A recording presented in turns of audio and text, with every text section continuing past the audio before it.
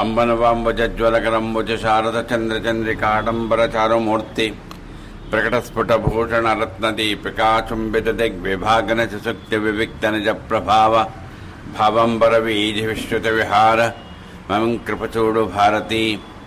పరబ్రహ్మస్వరూపమైన సాయిబాబా భక్తులకందరికీ నమస్కారం. సచ్చరిత్ర అద్వైత సిద్ధిని అందిస్తుంది అన్న విషయాన్ని, అందులో ఉండే కథలను, మన అనుభవాలను, సాయి భక్తుల అనుభవాలను అన్వయం చేసుకుంటూ 615వ జ్ఞాన యజ్ఞంలో ఈరోజు 4వ రోజు నేను మననం చేసుకుంటూ మీ ముందు ఈ జ్ఞానయజ్ఞాన్ని ప్రారంభిస్తున్నాను. సచ్చరిత్ర అద్వైత సిద్ధిని కలిగిస్తుంది అనే దాంట్లో మొదటి రోజు నుంచి వింటున్నాం. ఎప్పుడైతే ఏ వ్యక్తికైనా శంకరాచార్య స్వామి ప్రతిపాదించినటువంటి అద్వైతం అనేటువంటి దాన్ని, అద్వైత సిద్ధి కలిగిందంటే ఆ వ్యక్తి పరిపూర్ణంగా ఆనందంలో ఉంటాడు. ఆనందం వేరు, సుఖం వేరు, చాలాసార్లు విన్నారు. ఈ ఆనందాన్ని కలగడానికి కారణం డబ్బు కాదు, హోదా కాదు, పలుకుబడి కాదు, దేహం కాదు. కారణం మనస్సు. ఆ మనస్సు అనేటువంటి దాన్ని నియంత్రించగలిగినటువంటి వాళ్ళని మనం నియంత్రించుకోవాలంటే సాధ్యం కాదు. అది ప్రకృతికి అధీనమై ఉంటుంది. అందుకని అది ఎప్పుడైతే గురువు సాన్నిధ్యంలో కానీ, మహాత్ముల యొక్క సాంగత్యంలో కానీ ఉంటే ఆ మనస్సుకు ఈ అద్వైత సిద్ధి కలిగే అవకాశం ఉంటుంది. ఈ విషయాలు మనం గుర్తు చేసుకున్నాం. బాబా దగ్గరకు వచ్చేటప్పుడు సచ్చరిత్రలో అద్వైత సిద్ధిని కలిగించారని చాలా కథలు వింటున్నాం. నిన్న మనం అనంతరం పాటంకర కథ. ఇక్కడ ఒక సందేహం కలుగుతుంది. బాబా ఏదైతే బోధ చేస్తాడో, అంటే వాళ్ళకి అద్వైత సిద్ధి కలగాలనేటువంటి ఆలోచనతో, అంటే మనస్సు ప్రశాంతంగా ఉండాలి, హాయిగా ఆనందంగా ఉండాలి, కష్టములోనైనా సుఖములోనైనా. అది ఆ రకంగా బాబా ప్రతి కథలో కూడా సారాంశం అదే. అయితే పాటంకర్ గారి కథ విన్నాం, లేదా భీమాజీ పాటిల్, వీళ్లకు ఆ అద్వైత సిద్ధి కలిగి వాళ్ళకు కష్టమున్నా సుఖమున్నా, చదువుకున్నా చదువుకోకపోయినా, ఎదుటి వాళ్ళని ఏ రకంగా అయితే అసహ్యంగా చూడడం అనేటువంటి తప్పని ఇవన్నీ తెలిపేయడానికి ఆయన వాళ్ళ ప్రవృత్తిని బట్టి, వాళ్ళకు ఉండేటువంటి గ్రహణ శక్తిని బట్టి వాళ్ళకు బోధ చేస్తాడు. అందరికీ ఒక రకంగా కాదమ్మా. ఇంకొక విశేషం ఉంది సచ్చరిత్రలో బాబా చేసే బోధనా పద్ధతిలో. అంటే ఆ చెప్పే పద్ధతిలో హాస్యం ఉంటుందండి. తమాషాగా చెప్తాడు. అంటే చెప్పంగానే కొంతమంది, ఇది కదా, దీని అర్థం కావాలి కదా, నీకు మనశ్శాంతి విషయం చెప్తాలే, ఈ కథ చూడు, ఈ పురాణంలోనే ఇదే చెప్తారు. కానీ బాబా అట్లా కాదు కదా. నిన్న మనం విన్నాం గురుపుల అద్దెల కథ. ఏంటయ్యా ఇది? అట్లాగే ఆయనకు ఉండేటువంటి శక్తి సామర్థ్యాల, లేకపోతే ఏమిటి అంటే ఆయనకు ఉండేటువంటి పరిపూర్ణమైన సమస్త జగత్తులో తానే ఒకడున్నాడని, యోగీశ్వరుడు యొక్క శక్తి ఏమిటో ఆయనకు అనుభవిస్తున్నాడని, అలాంటి అనుభవాన్ని పొందినటువంటి ఆయన ఎవరికి ఏ రకంగా చెప్తే దాన్ని అర్థం చేసుకుంటారు. అర్థం చేసుకుంటే కాదమ్మా, చదువుకుంటే కాదమ్మా, దాన్ని ఆచరణలో పెట్టాలి. చదువుకొని అర్థం చేసుకొని నాకు తెలిసిందండి అంటే లాభం లేదు, దాన్ని ఆచరణలో పెట్టాలి. అందుకని చాలా మటుకు మనం వింటుంటాం భగవద్గీత కానీ, రామాయణము, భారతము, ఇవన్నీ మనం ఇప్పుడు యూట్యూబ్లో వచ్చాయి, అన్నీ వచ్చాయి, వింటూనే ఉంటాం. ఈ కేటగిరీ ఏదైతే ఉందో వాళ్ళు ఎప్పుడు ఇట్లాంటివి భక్తివే పెడతారు, ఇట్లా వింటుంటారు. కానీ విన్నదాన్ని మనస్ఫూర్తిగా ప్రేమతో ఆచరణలో పెట్టలేకపోతే దాన్ని హేమాది పంత ఏమన్నారు తెలుసమ్మా? అంటే గురువు ద్వారా విన్నదాన్ని, ఒక కుండ ఉంది, అది బోళిస్తాం, దాని మీద నీళ్లు పోస్తాం, ప్రయోజనం ఏంటి? వేస్ట్. అట్లాగే ఆధ్యాత్మికమైన విషయాలు గురువు ద్వారా కానీ, మహాత్ముల ద్వారా కానీ విన్నదాన్ని మననం చేసుకోవాలి. మనిషికొక్కడికి ఆసక్తి ఉంది, జంతువులకి లేదు. శ్రవణ శక్తి జంతువులకు కూడా ఉంది. కుక్క, ఈగ, దోమ, పంది, ఏనుగు అన్నీ వింటాయి. కానీ దాన్ని వాటికి మనన చేసుకునే శక్తి లేదు. ఆ మనన చేసుకునే శక్తి ఎవరికి ఉంది? మనిషికి మాత్రమే ఉంది. అందుకని బాబా ఏం చెప్తున్నారో హేమాడి పంత ఏమన్నా అంటే, వినండి, కథలను వినండి, ఆయనకుండే శక్తి సామర్థ్యాలను వినండి, మననం చేసుకుంది. దాన్ని మాకెక్కడ టైం ఉంటుందో మననం చేసుకోవడానికి ఏం కావాలి? పక్కన భార్య లేదండి, లేదా ఇష్టమైన వాళ్ళు లేరండి. ఇష్టమైన వాళ్ళు లేరమ్మా, నేను చెప్తాను. దాదాపుగా ఇట్లాంటి విషయాలు వినడానికి బంధువులు కానీ స్నేహితులు కానీ ఇష్టపడరు. అది బాగా గుర్తుపెట్టుకోండి. ఎవరో మనకు తెలిసినటువంటి బంధువులు బాగా ఇట్లాంటి దాని మీద పరిపక్వత ఉండి వచ్చాడండి ఆయన పక్కన కూర్చొని వినాలండి అనేటువంటి ఆలోచన ఉంటుంది. కానీ ఎక్కువ శాతం లౌకికమైన విషయాలే చర్చలోకి వస్తాయి. అందుకని మరి ఏంటండి మరి ఎందుకు రావండి అంటే దానికి కారణాలు చాలా ఉన్నాయి. అయితే ఈ విషయంలో ఏమంటున్నారంటే హేమాడి పంత్ గారు, ఎవరూ లేరు, వాడికి ఇష్టం లేదు, ఒకటే చెప్పాడు హేమాడి పంత్, కాళిదాస్ గారు చెప్పినట్టుగా చెప్పొద్దు అన్నాడు. వాళ్ళ దగ్గర మనం చేసుకోకండి. ఏమండి సాయిబాబా గురించి తెలుసా అండి, ఈ సచ్చరిత్రలు ఈ అధ్యాయంలో నాకెందుకు వచ్చింది ఆ తట్టుకోవడ సంగతి నాకెందుకు చెప్తాను, వాడికి ఉంటుందండి మనసులో. మనకు చెప్తుందంటే బంధువు అని గౌరవం కొద్ది వింటాడు, కానీ ప్రయోజనం లేదు. ఎన్నిసార్లు చెప్పినా అంతే అంతే. కానీ అట్లా ఇష్టం లేకుండా అది ఏదో మనతో ఇట్లా విని అట్లా పడడం అసలు వాడికి ఎట్లా పోదంతే. మరి అట్లాంటి వాళ్లకు దయచేసి ఈ కథలను వినిపించకండి. ఎట్లా మనకేమో ఒక రకమైనటువంటి కడుపొబ్బరం, మనకి ఏదైనా అనుభవం కలిగినా, మనకి ఏదైనా ఆనందం కలిగినా, మనకి ఏదైనా కష్టం తీరినా, మీకు తెలుసా అండి సాయిబాబా గుడికి వెళ్ళి వచ్చానండి, అక్కడ ఇట్లా అయిపోయింది, చాలా చెప్తాలే చెవులో పూలు పెడతాం అయిపోయా. అంటే మనకుండేటువంటి ఆతృత ఏంటంటే మనం పొందిన ఆనందం వాడు కూడా పొందాలి. ఏదో స్వార్థం కాదండి. మనం ఏదైనా మంచి జరిగిందంటే కాస్త ఏదైనా పూజ చేసి నలుగురం పిలుస్తాం. కొంతమందికి ఉండే ఆలోచనలు ఏమిటో తెలుసమ్మా, ఇట్లానే ఈ చంద్రశేఖర్ గారి లాగానే కొంతమంది ఎక్కువ శాతం అట్లా ఉండరు. మీరు విన్నారో లేదో తెలియదు, సీతాదేవి గారు అని ఒక ఆమె కమర్షియల్ ట్యాక్స్ కమిషనర్గా పనిచేసింది చాలా ఏళ్ల క్రితంలేండి, ఇప్పుడు కాదు. ఆమె ఇప్పుడు చాలా పెద్దది అయిపోయింది. వాళ్ళ ఇంట్లో 2 జ్ఞానయజ్ఞాలు జరిగాయి. ఆమె ఇన్స్ట్రక్షన్ ఏం చెప్తుంది తెలుసా అమ్మా, నాకు మీరు ఎవరిని పిలవకండి, నేను ఎవరిని పిలవను. ఎక్కడో అమీర్పేటలో ఉంది వాళ్ళ ఇల్లు, 3వ అంతస్తులో, అంతే. ఆమె పిలుస్తుంది, ఎవరిని పిలుస్తుంది తెలుసా, ఐఏఎస్ ఆఫీసర్లను, పెద్ద పెద్ద బ్యాంక్ ఏజీఎంలను వాళ్ళు కూర్చుంటారు. పిచ్చయ్య గారు అప్పట్లో ఐఏఎస్ ఆఫీసర్ ఉండేవాడు, ఆయన భార్య, ఇంతే. ఆ లెవెల్ వాళ్ళని పిలుస్తుందమ్మా. అంతేకాదు ఆమె, స్వామి మీరు ఈరోజు ఈ సబ్జెక్ట్ చెప్పాలి, ముందే ఫోన్లో చెప్పేస్తుంది. ఇది ఏందా వయస్సు ఎంత నాకుండే పరిస్థితులు ఏమిటి, కానీ కానీ కొంతమంది ఏంటి తెలుసమ్మా, ఇప్పుడు నేను చెప్పగా సీత ఆ మనస్తత్వం అట్లా ఉంటుంది. కొంతమంది, స్వామి మా ఇల్లు చాలా చిన్నదండి, దగ్గరెక్కడ గుడి ఉంటే, దగ్గర కమ్యూనిటీ హాల్ ఉంటే అక్కడ పెట్టుకుంటా. ఎందుకమ్మా, ఆ వాళ్ళకి ఇష్టం ఉండకపోవచ్చు, దానికి డబ్బులు తిరుగుడు లేదు స్వామి, పర్వాలేదు, 2 రాని 3 రాని, బయట అయితే అందరూ వింటారు. అంటే మనిషి స్వభావం అది. వాళ్ళు తప్పని నేను చెప్పను, మనిషి స్వభావం అది. అంటే మేము ఇంత స్థాయిలో ఉన్నాం, పెద్దవాళ్ళని ఎవడన్నా వస్తే ఏవో రకరకాలు ఉంటాయమ్మా. కాబట్టి ప్రధానంగా ఏంటి, వినాలనే శ్రద్ధ ఉందా లేదా. అదే మా అమ్మ చెప్పింది, వాడు ఐఏఎస్ ఆఫీసర్ అయితే నీకేమి, నీకేమైనా ఉద్యోగం ఇప్పించాల్సిన అవసరం లేదు, దేహాన్ని అక్కడలాగా వాడు చెప్పినట్టు వాడు అన్నట్టు బాబా కథలు వినిపించు, అంతే అయిపోయా. అంతేగాని డబ్బులున్నాయి పెద్ద ఇవన్నీ కాదమ్మా. మనము పక్కన ఎవరితోనో మాట్లాడుతున్నప్పుడు ఆ బాబా మీద నమ్మకం తనకుంది, 1కి 2 సార్లు తెలిసిపోతుందమ్మా. ప్రధానంగా ఉండవలసింది మనసులో ఇష్టం ఉండాలి. ఇష్టం ఎట్లా అనే దానికి వివరంగా నేను చెప్పనక్కల్లా, ఎవరి అనుభవం వాళ్ళది. ఆ ఇష్టంలో కూడా ఒకసారి అనిపిస్తుందంటే, కష్టం వచ్చినప్పుడు ఏదైనా మన పని అయిపోయింది అనుకోండి బాగానే ఉంటుంది. తర్వాత మళ్ళీ ఏదైనా కష్టం వచ్చిందనుకోండి, అది తీరలేదనుకోండి, అది కాలేదనుకోండి, మళ్ళీ ఈ ఇష్టం అనేది మారుతుంది కదా. తప్పేం చెప్పడం లేదుగా నేను. ఎవరికైనా ఉండే సహజమైన గుణమే ఇదే గుర్తుపెట్టుకోండి అమ్మా. ఒకసారి నీకు ఒక రకంగా ఆ నమ్మకం అని, ఏమండి నాకు నమ్మకం ఉందండి కొంతమంది అంటుంటారు. మీరు కూడా కొంతమందితో వింటుంటారు. నాకైతే అనిపిస్తుంది వాళ్ళకి అసలు నమ్మకం లేదని నా నమ్మకం. 10 సార్లు మా ఆవిడంటే నాకు చాలా ఇష్టమండి, మా ఆవిడంటే వీడికి డౌట్ వస్తుంది. అట్లనే నమ్మకం ఉంది ఏంటి అసలు. ఆ నమ్మకం ఉన్నదో లేదో ఎదుటి వాళ్ళు వాడి ప్రవర్తనను బట్టి, వాడి యొక్క ఆలోచనను బట్టి వాళ్ళు చెప్పాలి. కానీ నీకు నువ్వు సొంత డబ్బా కొట్టుకుంటావా? అయ్యా నిజంగా ఎంత బాధలున్నా, ఎంత కష్టమున్నా, ఎంత సుఖమున్నా అందరితో కలిసి ఆ బాబా కథలను ఆయన ఆ రకంగా చెప్తాడండి. నేను చెప్పాలా? మీరు చెప్తారుగా. నా బాధలు, నా కష్టాలు, నా సుఖాలు మీకు తెలియవా?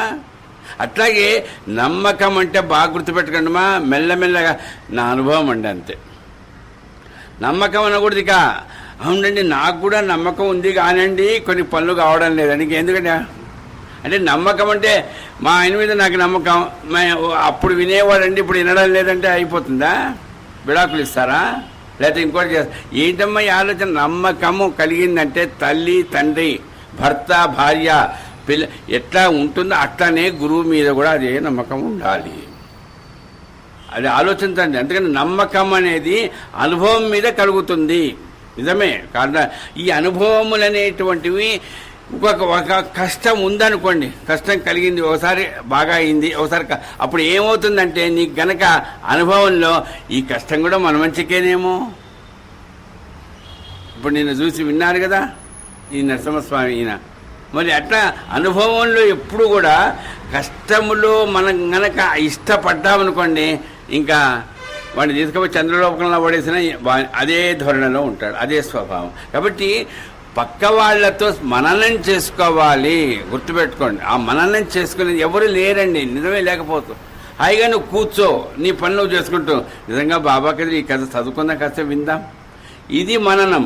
మననం చేసుకోవడం దగ్గర ఆగిపోకండి. థర్డ్ స్టెప్ అది కావాలి, చాలా అవసరం. అది కొంతమంది వింటారు, మననం చేసుకుంటారు, తర్వాతది నిధిధ్యాసనం అంటారు హేమాడి పంత్ గారు. అది కాక దాన్ని ఇంకో రకంగా మనం అన్వయం చేసుకుంటే ఈజీగా అర్థం చేసుకోవడానికి అది ఆచరణలో పెట్టండి. సార్ విన్నదాన్ని ఆచరణలో పెట్టండి అంటే ఎట్లా పెడతారు సార్? కొన్ని మనం పెట్టలేము కదా సార్. పెట్టలేనివి పెట్టవలసినవి అన్ని కాదు. నువ్వు ఏదైనా ఒకటి, ఎవరైనా వచ్చారు, నువ్వు అన్నం తింటున్నావు, ఏదో వచ్చింది, ఎవరు వచ్చారు, మనకి ఎంత కోపం వస్తుందో అంత కోపం వస్తుంది. మనకి ఇష్టమైన వాడు వస్తే పర్వాలే, అది కనుక రోజు ఆ టైం మనసు ఎట్లా ఉంటుందండి? అప్పుడు ఏమన్నారు బాబా? అట్లాంటి సన్నివే అంటే లౌకికంగా చెప్తున్నా, కొన్ని ఆధ్యాత్మికంగా చెప్పకండి, నేను చెప్పడంలే. నువ్వు ఇవ్వలేవు, పెట్టలేవు, ఊరుకో, మొరగవద్దు అన్నారంతే. కుక్కల్లాగాని కూడా అన్న మళ్ళా మీరు చదవండి మూలంలో, మొరగవద్దు అన్నారంతే. కుక్క మురుగుతుందా పంది మురుగుతుందా నువ్వు అర్థం చేసుకో. నువ్వు అంటే చూడండి ఎంత బాగా ఆ సాహిత్యపరంగా రాస్తారనే, మొరగవద్దు. ఏమండి కానీ మనకు ఏదన్నా చూడండి, మనిషిని చూడంగానే అసహ్యం కలుగుతుంది. ఒక అంటే అసహ్యం నీకు ఎందుకు కలుగుతుంది? ఆ వ్యక్తి ఎక్కడో ఏదో చేసింది గుర్తు.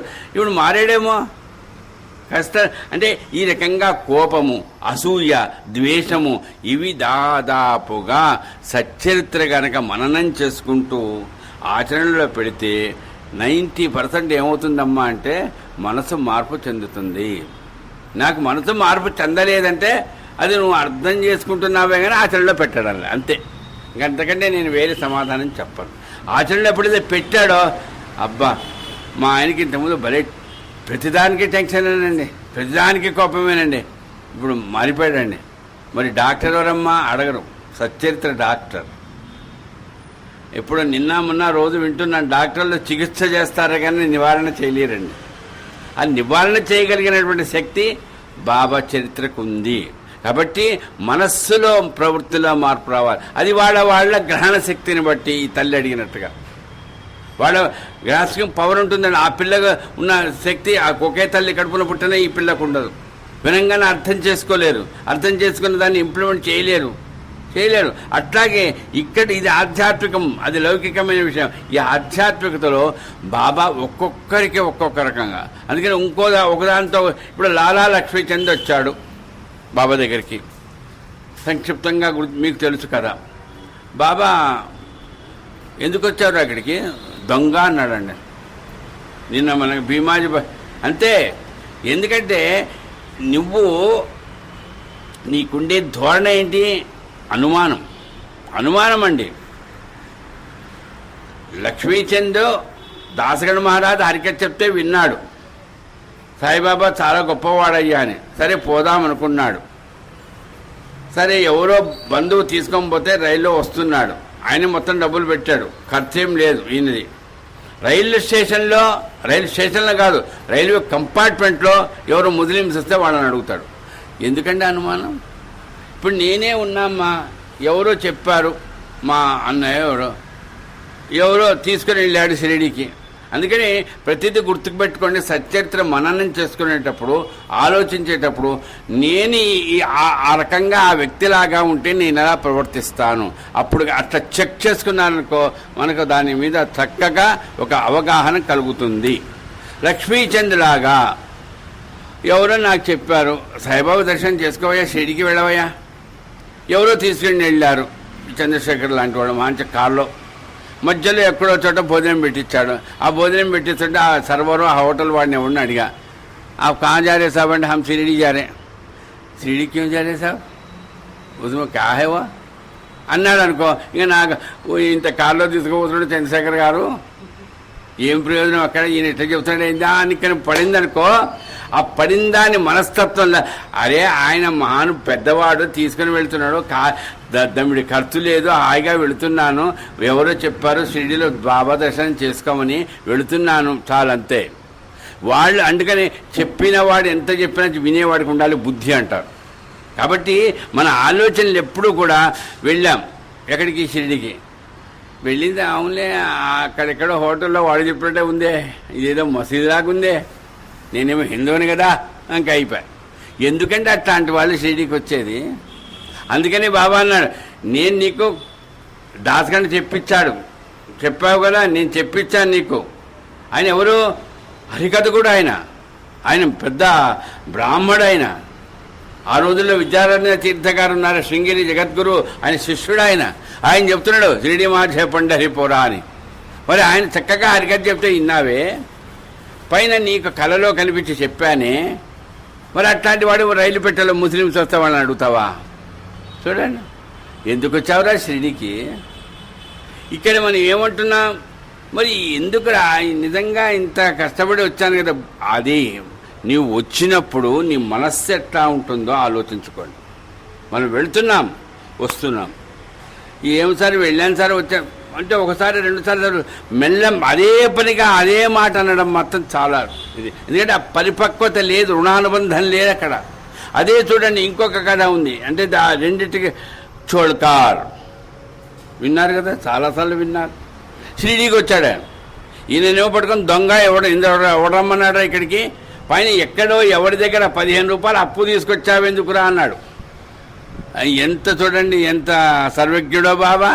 ఈ చోళకారు వచ్చాడు, ఎట్లొచ్చాడు, 3 నెలల పాటు ఛాయ్లో చక్కెర వేసుకోకుండా డబ్బాలో వేసుకొని నిల్వ చేసి చివరికి ఆ డబ్బుతో షిరిడీకి వచ్చాడు. బాబాకేమో అది పటిక బెల్లం, అది మన పొట్లం కట్టి ఆయనకి ఇచ్చాడు. ఒక కొబ్బరికాయ, పీచుండే కొబ్బరికాయ.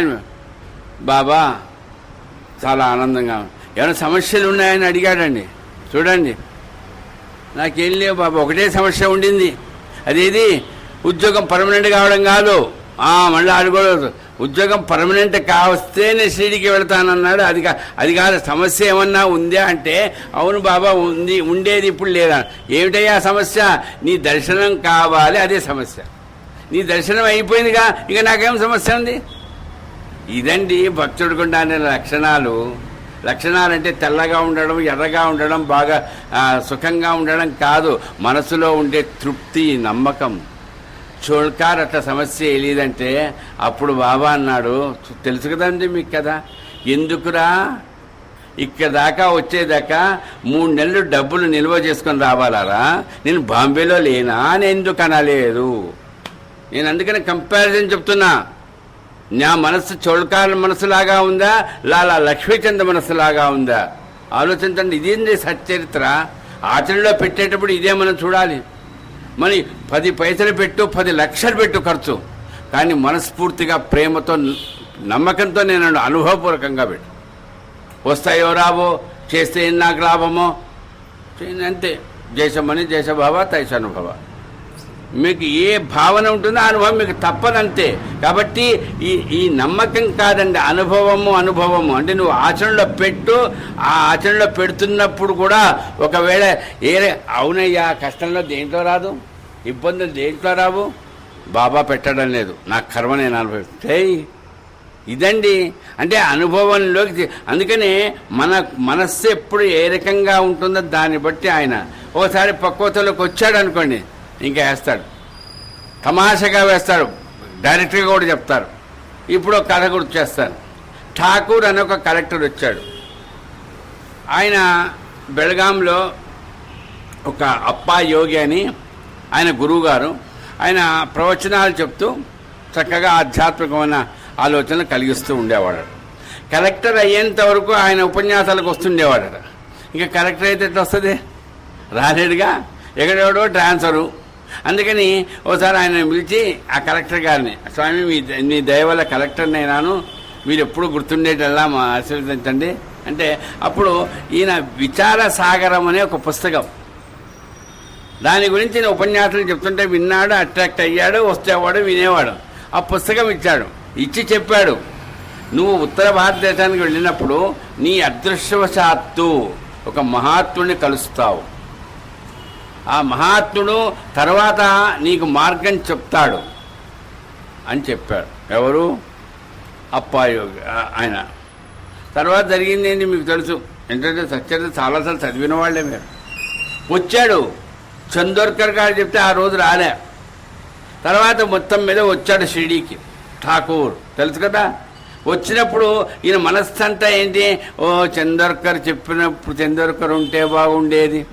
ఎందుకంటే ఈయన కలెక్టర్ కదండి, ఆయన తహసీల్దార్ కదా, రికమెండేషన్ బాబా దగ్గర జరిగింది ఏమిటో తెలుసు కనుక చందోర్కర్ లేడు అక్కడ. షిరిడీకి వచ్చి ఎవరన్నా అడిగేది ఏంటి, సాయిబాబా ఉన్నారా అని అడుగుతారా, చందోర్కర్ ఉన్నారా అని అడుగుతాడా? ఎవరు అడిగాడు, చందోర్కర్ లేడండి, ఆయన నిన్ననే వెళ్ళిపోయాడు. ఏమైందండి, ఎవరినో ఒకరిని పరిచయం చేసుకొని ఆయనను తీసుకొని బాబా దగ్గరికి వెళ్ళాడు. ఆనందపడ్డాడు, చాలా సంతోషపడ్డాడు. బాబా ముఖం చూడంగానే చాలా సంతోషపడ్డాడు. ఆయనకేం మనసులో ఇబ్బంది కలగలే. బాబాకు నమస్కారం చేశాడు. అప్పుడు బాబా అన్నాడు, నేను చెప్పే నీతులు అప్పా యోగి చెప్పే నీతుల్లాగా సులభంగా ఉండవు. నానే ఘాట్లో లోతులోకి దిగి పైకెక్కావే అలా ఉంటాయి. కష్టపడాలి, చెమట పట్టాలి, ఎముకలను చేయాలి. ఓ అంత కష్టం. సాయిబాబా అంటే చాలా సులభం కదండి. నిజమే కదండి. సాయిబాబా దగ్గరికి వెళ్ళామంటే ఆయన సులభంగా మార్గం చెప్తాడు, కానీ ఇంత కష్టపడేటట్టు చెప్తాడా అని అనుకుంటాం ఎక్కడైనా. కానీ ఠాకూర్కి అది జరగాలి. ఎందుకండి, ఎంతసేపు వచ్చి మంచి మంచి మాటలు, భాగవతం భారతం అన్నీ బ్రహ్మాండంగా విన్నాడు. అదృష్టవశాత్తు కలెక్టర్ అయ్యాడు. ఆ తర్వాత ప్రతిదీ అంతే, హోదా లెవెల్. అదే బాబా దగ్గర నేను పోతున్నానయ్యా, అయ్యవరు ఠాకూర్ గారు, మరి మీరు కూడా రండి అని. నేను రాను, రేపు కేసు ఉంది ఒకటి. ఏ కేసు? నువ్వు కలెక్టరుగా ఎవడికోటి సబార్డినేట్కి చెప్పొచ్చుగా. కాదట ఈయనకే రావాలి పేరు. పోయినాడు. ఈయన చెప్పాడు, వద్దున ఆయన బాబా మీద భారం పోయి రారా బాబు నాతో పాటు అంటే. ఈయన తహసీల్దార్ కదండి, కలెక్టర్ రాలే. ఏమైంది, ఆ కలెక్టర్ అక్కడ కేసు దగ్గర వాడు రాలే, జడ్జి. అది కాస్త పోస్ట్పోన్ అయిపోయింది. అరే నేను ఎంత తప్పు చూడండి అంటే, వాడి స్వభావము. నాకు ఏది యోగేశ్వరులు అంటే చాలా ఇష్టము. నా గురువుగారు నాకు తెలుసు, నాకు ఇట్లాంటివి చెప్పేవాడు చంద్రకర్ గారు. మీరు రేపు వెళ్తున్నారా? సరేనయ్యా, నా ఆఫీషియల్ వర్క్ అంతా తర్వాత చూసుకుంటా, వచ్చేస్తా నీతో పాటు అనొచ్చుగా. అనడండి. కొంతమంది ఉన్నారండి, నాకు ఈ 40 ఏళ్లలో చాలామంది పరిచయమైన వాళ్ళు ఉంటారుగా. ఎందుకుంటారంటే ఉంటారుగా. అబ్బాయి ఎంత చెప్తారంటే, మాకు బాబా అంటే బాబా అయ్యా మరి రేపు ఎల్లుండి ఇట్లా ఏమోనండి కాస్త పని ఉండండి, మొత్తం వింటారండి. ఇప్పుడు చెప్పాగా, ఆ కుండ మీద నీళ్లు పోతాయి, బడబడా కింది పోతాయి అన్నట్టు బ్రహ్మాండంగా వింటారు. ఏం ప్రయోజనం లేదు. మనవాడు కూడా అబ్బా ఇంత హోదాలో ఉన్నాడు కదా, ఇంత మంచి బాగా విన్నాడు కదా, నిజంగా మనకు కూడా వసతి ఏర్పాటు చేస్తాడేమో. లేదండి, లేదు. ఎందుకంటే చెప్పడం వేరు, వినడం వేరు, ఆచరణలో పెట్టడం వేరు. అంటే ప్రత్యేకించి నేను దయచేసి ఇక్కడ పెద్ద పెద్ద ఆఫీసర్లుగా పనిచేసిన వాళ్ళు ఉన్నారు. నేను ఆఫీసర్గా లేదు, కలెక్టర్గానే ఉన్నాను. కానీ వాళ్ళు వింటుంటే వాళ్ళు మాకు చాలా ఇష్టం అండి బాబా. ఇప్పుడే వచ్చి కూర్చున్నాడు ఒక ఆయన ఆఫీసరు, వీళ్ళ ఆవిడ కూడా ఆఫీసరే. చెప్తున్నా నేను, అంటే ఎట్లా ఉంటుంది వే ఆఫ్ ఇంప్లిమెంటేషన్. వింటారు కంతే. నేను చూశాను. ఇక్కడ ఈయన విషయం కాదు, ఈయనతో డైరెక్ట్గా నాకు అంత పెద్ద ఇది లేదు. వాళ్ళ వాళ్ళ వాళ్ళ డిపార్ట్మెంట్ వేరు, వాళ్ళ కథలు వేరు. కానీ వీళ్ళ డిప్యూటీ కలెక్టర్ ఎక్కడుంది అప్పుడు? ఆమె తిరుపతిలో ఉంది, తిరుమల. అంటే నేను చెప్తున్నా, బాబా మీద నమ్మకం ఉంది, కానీ ఆమెకుండే కొన్ని లిమిటేషన్స్ ఉంటాయి. లేదు, మా అబ్బాయికి నిజంగా ఆ దర్శనం ఎట్లా చేయించిందంటే అద్భుతంగా అండి. వచ్చేసిందంటే మెయిన్ దర్శనం గుడికి. ఎవరనుకుంటున్నాను నేను? ఈ అబ్బాయిని అంటే అవసరమా ఆమెకు? ఆమె డిప్యూటీ కలెక్టర్ కదండి, బాబా భక్తురాలే. అంటే కాదు, మా గురువుగారి పిల్లవాడు, నేను చెయ్యాలంతే. నేను ఏదైనా గొప్పగా చెప్పడం లేదు తల్లి, క్షమించండి నన్ను. ఒకవేళ అహంకారంతో నాకు ఇంత జరిగిందని చెప్పడం లేదు. మనం చెప్పేటప్పుడు మనకింత శక్తి ఉంది, నాకింత శక్తి ఉంది అన్నప్పుడు దాన్ని నువ్వు ఆధ్యాత్మికంగా కూడా ఆ రకంగానే దాన్ని ఆ రకంగా ఏ పనైనా పక్కబడేసాను సార్, రేపు వచ్చి చూసుకుంటా, లేపో ఇగో ఆయన వచ్చేసారు బాబా గురించి, వెళ్ళిపోడండి. అందుకని ఠాకూర్ కథ చాలామందిని అది ఆచరణలో పెట్టాలి. ఇప్పుడు ఆయన ఎందుకంటే ఆయన ఆచరణలో పెట్టినవాడే, అందుకని ఇప్పుడు అట్లున్నాడంటే బాగానే ఉన్నాడు. క్షమించాలి ప్రసాదరావు గారు. అంటే ఎంత నిరాడంబరంగా ఆయన చేసిన డిపార్ట్మెంట్లో చేసిన వృత్తి. ఏం సార్ రమేష్ గారు కరెక్టేనా? మరి 4 అంతస్తులు ఇల్లు, 4 కట్టొచ్చు. ఇంతే. ఎవరన్నా ఉన్నారా? సాయిబాబా జ్ఞానయజ్ఞం దొరుకుతుంది, తీసుకుపోదాం, ఇంతే పని. అంటే నేను ఎందుకుంటున్నా అంటే, ఒక డిపార్ట్మెంట్లో పనిచేస్తున్నప్పుడు హై అఫీషియల్ అయినప్పుడు వాళ్ళకి ఎంతో పలుకుబడి ఉంటుంది, ఎంతో. కానీ అది ధర్మపరంగా ఉండాలి, నెంబర్ 1. రెండవది, గురువుకు సంబంధించిన సేవకులకు సేవ చేయాలి. నీ ఎంతసేపు తీసినా అది అయ్యగారు చెప్పారు, ఎవరు అప్పాయోగి, కానీ ఈయన వింటాడండి అంతే. పుస్తకం ఇచ్చి కూడా చెప్పాడండి, అంతే. థియరిటికల్ కాదురా. పొద్దున్నే లేచి మా గురువుగారు చెప్పారు కాబట్టి విష్ణు సహస్రనామాన్ని 3 సార్లు చదువుకో. ఎవడన్నా వచ్చి కాసమ్మ నేను విష్ణు సహస్రనామాన్ని చదివామని నాకు అసలు అన్నమే పరా టైంకి వచ్చేదవా. దేనికండి? అంటే మనము చెప్పే మాటలకు ఆలోచన చేసేదానికి, మనం ఇంప్లిమెంట్ చేసేదానికి. నేను ఇక్కడ ఎవరిని నాస్తికుల గురించి చెప్పడంలా. మొన్న ఎప్పుడు చెప్పింది మా ఆవిడ నాస్తికుడని, మా ఆయన నాస్తికుల గురించి చెప్పడం. ఆస్తికులైన దేవుని నమ్ముకున్న, గురువును నమ్ముకున్న, ఉపన్యాసాలు విన్న వాళ్ళు చేసే పనులు ఇవే. ఇప్పుడు చేస్తున్నారా లేదా? చేస్తున్నారు. నిర్మోహమాటంగా చెప్తున్నామ్మా. అందుకని బాబా భక్తుడైన హేమాడి పంత్ గారు సత్యత్వం రాసినని చెప్తారు. ఎవరైతే బాబా భక్తులో వాళ్ళకే చెప్పండి ఈ కథలు అన్నాడు. అందుకని నా అదృష్టం నాది. నేను ఏదైనా కఠినంగా అన్నా, మీకు కోపం వచ్చినా, ఆయన హేమాడి పంత్ గారు నన్ను కాస్త ఆశీర్వదిస్తాడన్న నమ్మకం నాకుంది. అంటే ఒకటే, ఎంత కష్టమైన అరే ఎందుకే ఈ ఆలోచన చేస్తావు? బాబా భక్తుడు అయింది, అంత నిర్భయంగా ఉండలేవా? అంత ధైర్యంగా ఉండలేవా? ఎందుకు ఇంత అధర్మం చేస్తావు నువ్వు? ఎందుకు ఈ మాయలో పడ్డావు నువ్వు? ఎంతమంది అండి. అది నేను ఒక సర్వే చేశా సార్, లేఅవుట్ చేసా సార్. ఏదో కమిషన్ వస్తుంది అనుకున్నా సార్, పెద్ద స్థలం ఇచ్చేసిన సార్. ఇప్పుడు ఏడుస్తున్నా సార్. సాయిబాబా కట కమిషన్ ఇస్తావా? వ్యాపారం చేస్తావా? దామోన్న కథ ఏమైందండి? ఎన్నిసార్లు చదువుతావు సచ్చరిత్రలో నువ్వు? అందుకని గుళ్ళు కట్టడం కాదు, ఏవో చేయడం కాదమ్మా.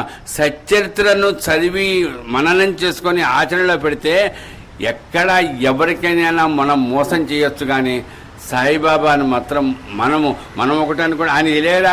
ఆయనకి ఎప్పుడు తెలియాలి? అబ్బా, మనం ఎక్కడో బెడ్రూమ్లో కూర్చొని ఏదో నా రహస్యంగా నేను అనుకున్నా కానీ అది బాబాకు తెలుస్తా. కాదు నాయన, నువ్వు ఏ స్థితిలో ఉన్నా తెలుస్తుంది. ఆయన నరాలు ఆపుతాడండి. ఎంత సెన్సిటివ్గా ఉంటాయంటే ఆయన యొక్క సర్వజ్ఞత. దామోన్న కథ గుర్తుకొచ్చింది కానీ చెప్తున్నా. బాబా ఒకరోజట బాగా ఆవలిస్తున్నాడట పొద్దున్నే. ఏదో ఆవలింపులు వస్తుంటే, మామూలుగా మనం పెద్దవాళ్ళు అంటారు కదా, బాగా ఆవలిస్తుంటే దిష్టి కొట్టింది ఏమో అని కాస్త అలసటగా ఉంది. అయితే దాము అన్న అప్పుడు వచ్చాడట, అనుకుంటున్నాడట. ఎవరు? దాము అన్న. బాబాకు నిన్న రాత్రి ఎవరన్నా దిష్టి కొట్టుంటారేమో అని. ఎవరు? దాము అన్న. ఆ మాట ఆయన అనుకుంటున్నాడు, పక్క వాళ్ళతో ఎవరితో అంటున్నాడు అంతే. అవును, నేను ఆయన అన్నట్టు నాకు దిష్టి కొట్టిందేమో. ఆయనకి దిష్టి కొట్టడం ఏంటండి?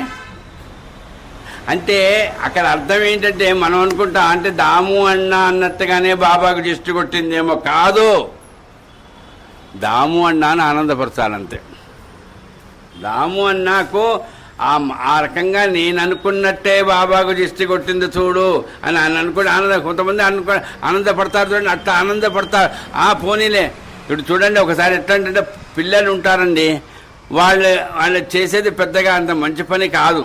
అమ్మ గురించే ఏదో అంటారు, అమ్మ నేను చెప్పాక నీకు అట్లా అయింది కదా అంటే, అమ్మ అబ్బా నిజమేరా నువ్వు చెప్పినట్టు అయిందిరా, వీడు చెప్పినట్టు అవుతుందా అండి?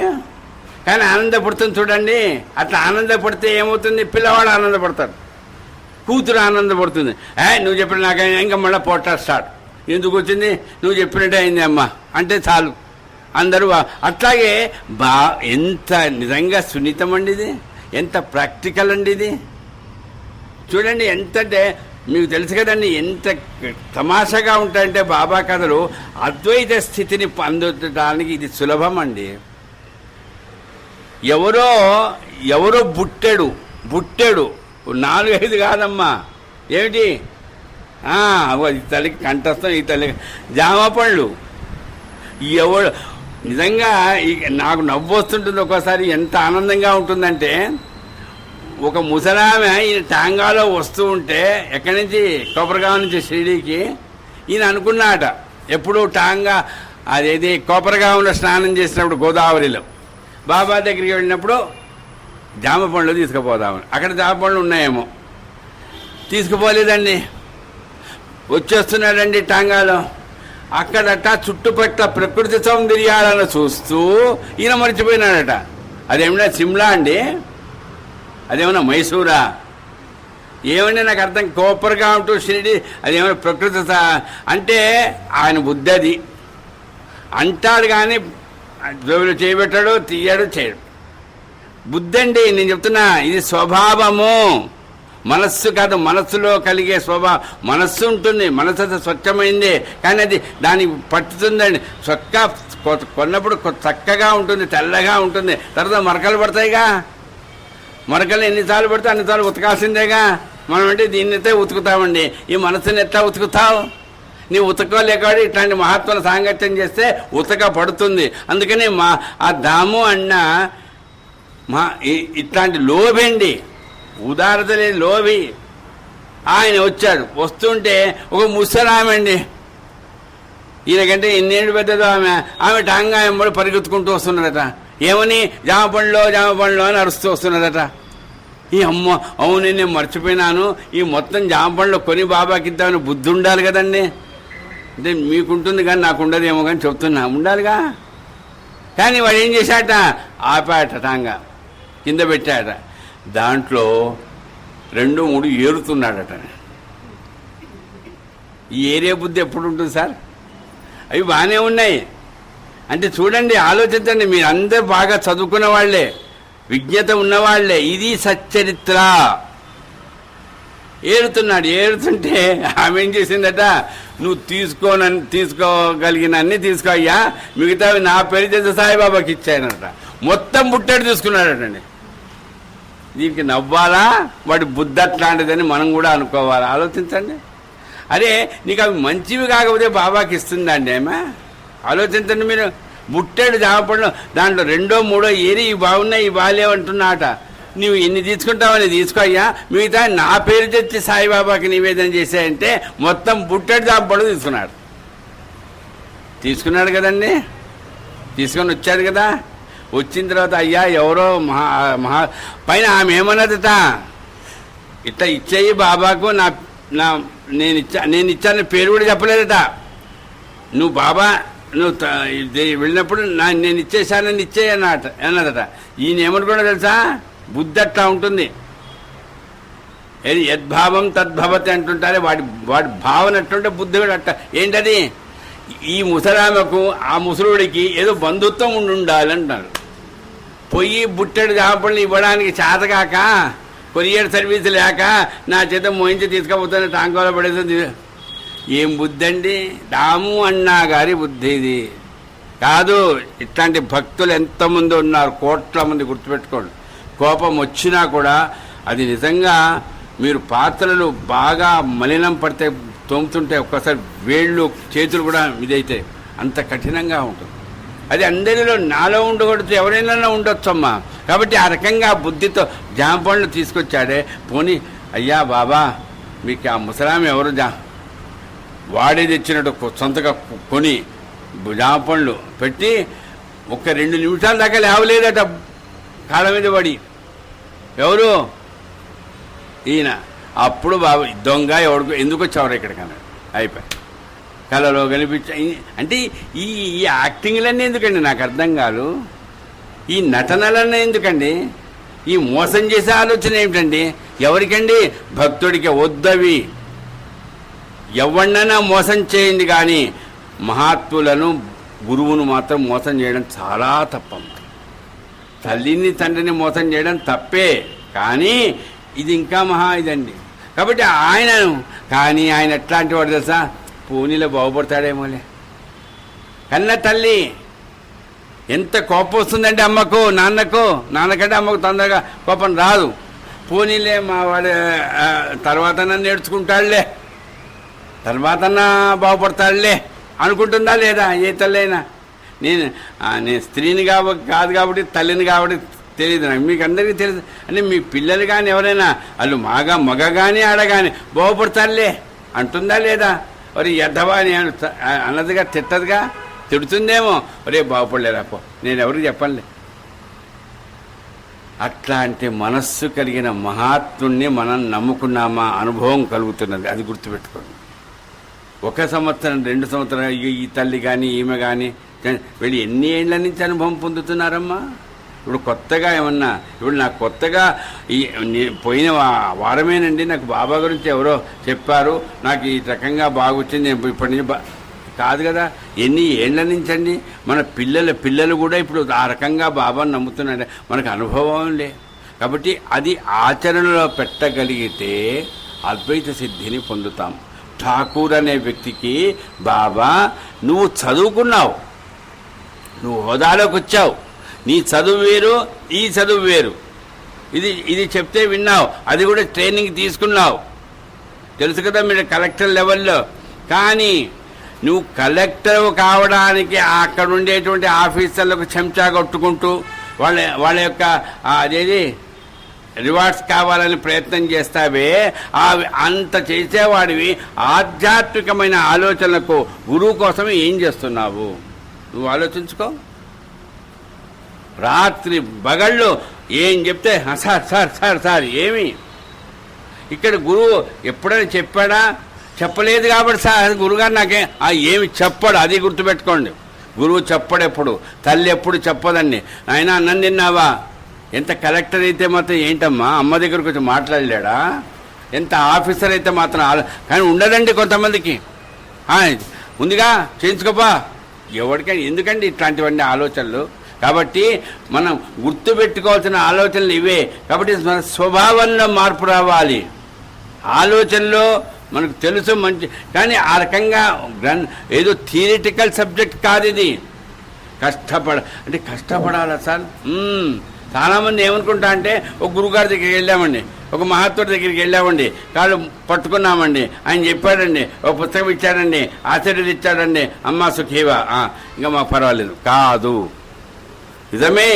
ఆయన దర్శన మాత్రేనా, ఆయన స్పర్శ మాత్రేనా నీకు అనుగ్రహం కలుగుతుంది. కానీ నువ్వు ఒక జీవిగా ఉన్నందుకు నువ్వు కూడా నీ సాధన నువ్వు చెయ్యాలి. అలాంటి సాధన నువ్వు ఎప్పుడైతే చేస్తావో అప్పుడు ఆ సాధన చేయకపోతే ఆధ్యాత్మిక అదే అద్వైత సిద్ధి కలగదు.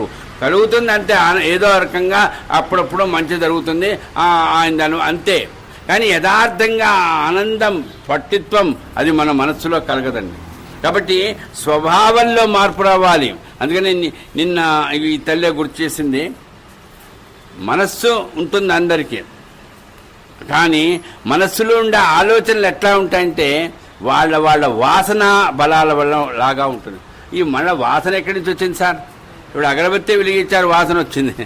ఈ వాసన ఏంటి సార్? ఇదే పూర్వజన్మ సుకృతం అంటుంటారే, ఆ పూర్వజన్మ వాసనలు. అలాగే ఇంకొక వాసన ఉందండి, అదేది గురువు సాంగత్యంలో ఉండే వాసన. నీవు పూర్వజన్మలో పొందినటువంటి వాసనల ద్వారా పొందబడినటువంటిది మమకారము, పుట్టుక, చావు సంబంధించింది. కానీ గురువు దగ్గర మనం ఉన్నప్పుడు వచ్చేటువంటి వాసనలు ఉంటాయి, అంటే ఆ రకమైనటువంటి అది ఆధ్యాత్మికమైనటువంటిది. దానివల్ల అందుకని చెప్తారు, తల్లి తండ్రి వలన భగవంతుడి అనుగ్రహంతో పుడతాం, కానీ పుట్టుకని చావని చక్రం ఉందే, దాన్ని తప్పించగలిగిన వాడు ఒక్క గురువే. ఆ సాంగత్యంలో ఆ వాసన మనకు కలగాలండి. అంటే ఆ అంటే కొంతమందికి ఏంటంటే వాసన అనేటువంటిది కూడా అది కలిగిన తర్వాత కూడా వదిలిపెట్టేస్తారు. కారణం రుణానుబంధం లేదు అక్కడ, రుణానుబంధం లేదు అక్కడ, అంతే. ఆ రకంగా అందుకని ఏమాది పంత ఏమంటారు తెలుసా, బాబా నువ్వు నమ్ముకున్న తర్వాత, ఆయనకు అనుభవం కలిగిన తర్వాత, అనుగ్రహం కలిగిన తర్వాత నాకు వాసన కలిగింది అంటాడు. ఎందుకంటే మీరు మూలం చదివిన వాళ్ళు కొంత వాసన కలగడం ఏంటండి, ఒక్క వాసన అనే పదానికి తోడు ఇంకో పదం వాడుతుంటారు, ఉపాసన అంటారు. ఎవరైనా ఏదైనా ఉపాసన చేస్తారు చూడండి, అంటే పూజ చేయడము, జపం చేసుకోవడము, హోమం చేయడం, ఇవన్నీ ఉపాసనలు. ఉపాసన అనే దానికి వాళ్ళ వాళ్ళ వాసనా బలముల వల్ల జరుగుతాయి. కొంతమంది కూర్చొని ధ్యానం చేస్తుంటారు, అదొక ఉపాసన. కొంతమంది ఏదో జపం చేస్తుంటారు, అదొక ఉపాసన. కొంతమంది చక్కగా పాడతారు, అదొక ఉపాసన. కొంతమంది పూజ చేస్తారు, సహస్రనామాలు చేస్తారు, మననం చేసుకుంటారు, రకరకాలుగా. కానీ హేమాడి పంత్ బాబా దగ్గర పొందిన అనుభవంలో వాసన ఏమిటో తెలుసా అండి, నాకు బాబా ఇచ్చిన వాసన అంటే ఆశీర్వచనం ఏమిటది, ఉపాసన ఏమిటి, ఆయన కథలను మననం చేసుకోవడం, అంతే. ఆ మననం చేసుకోవడానికి ఒక టైము ఇప్పుడు ఉందండి. ఉదాహరణకు అదేది బ్రహ్మగడియలో సంధ్యావందనం చేసుకోవాలి, ఉపాసన ఉంది, నిష్ట ఉంటుంది, కానీ ఒక టైం ఉంటుందండి. ఈ మననం చేసుకోవడానికి ఇప్పుడు చేసుకోవచ్చండి సాయిబాబా కథలు మననం.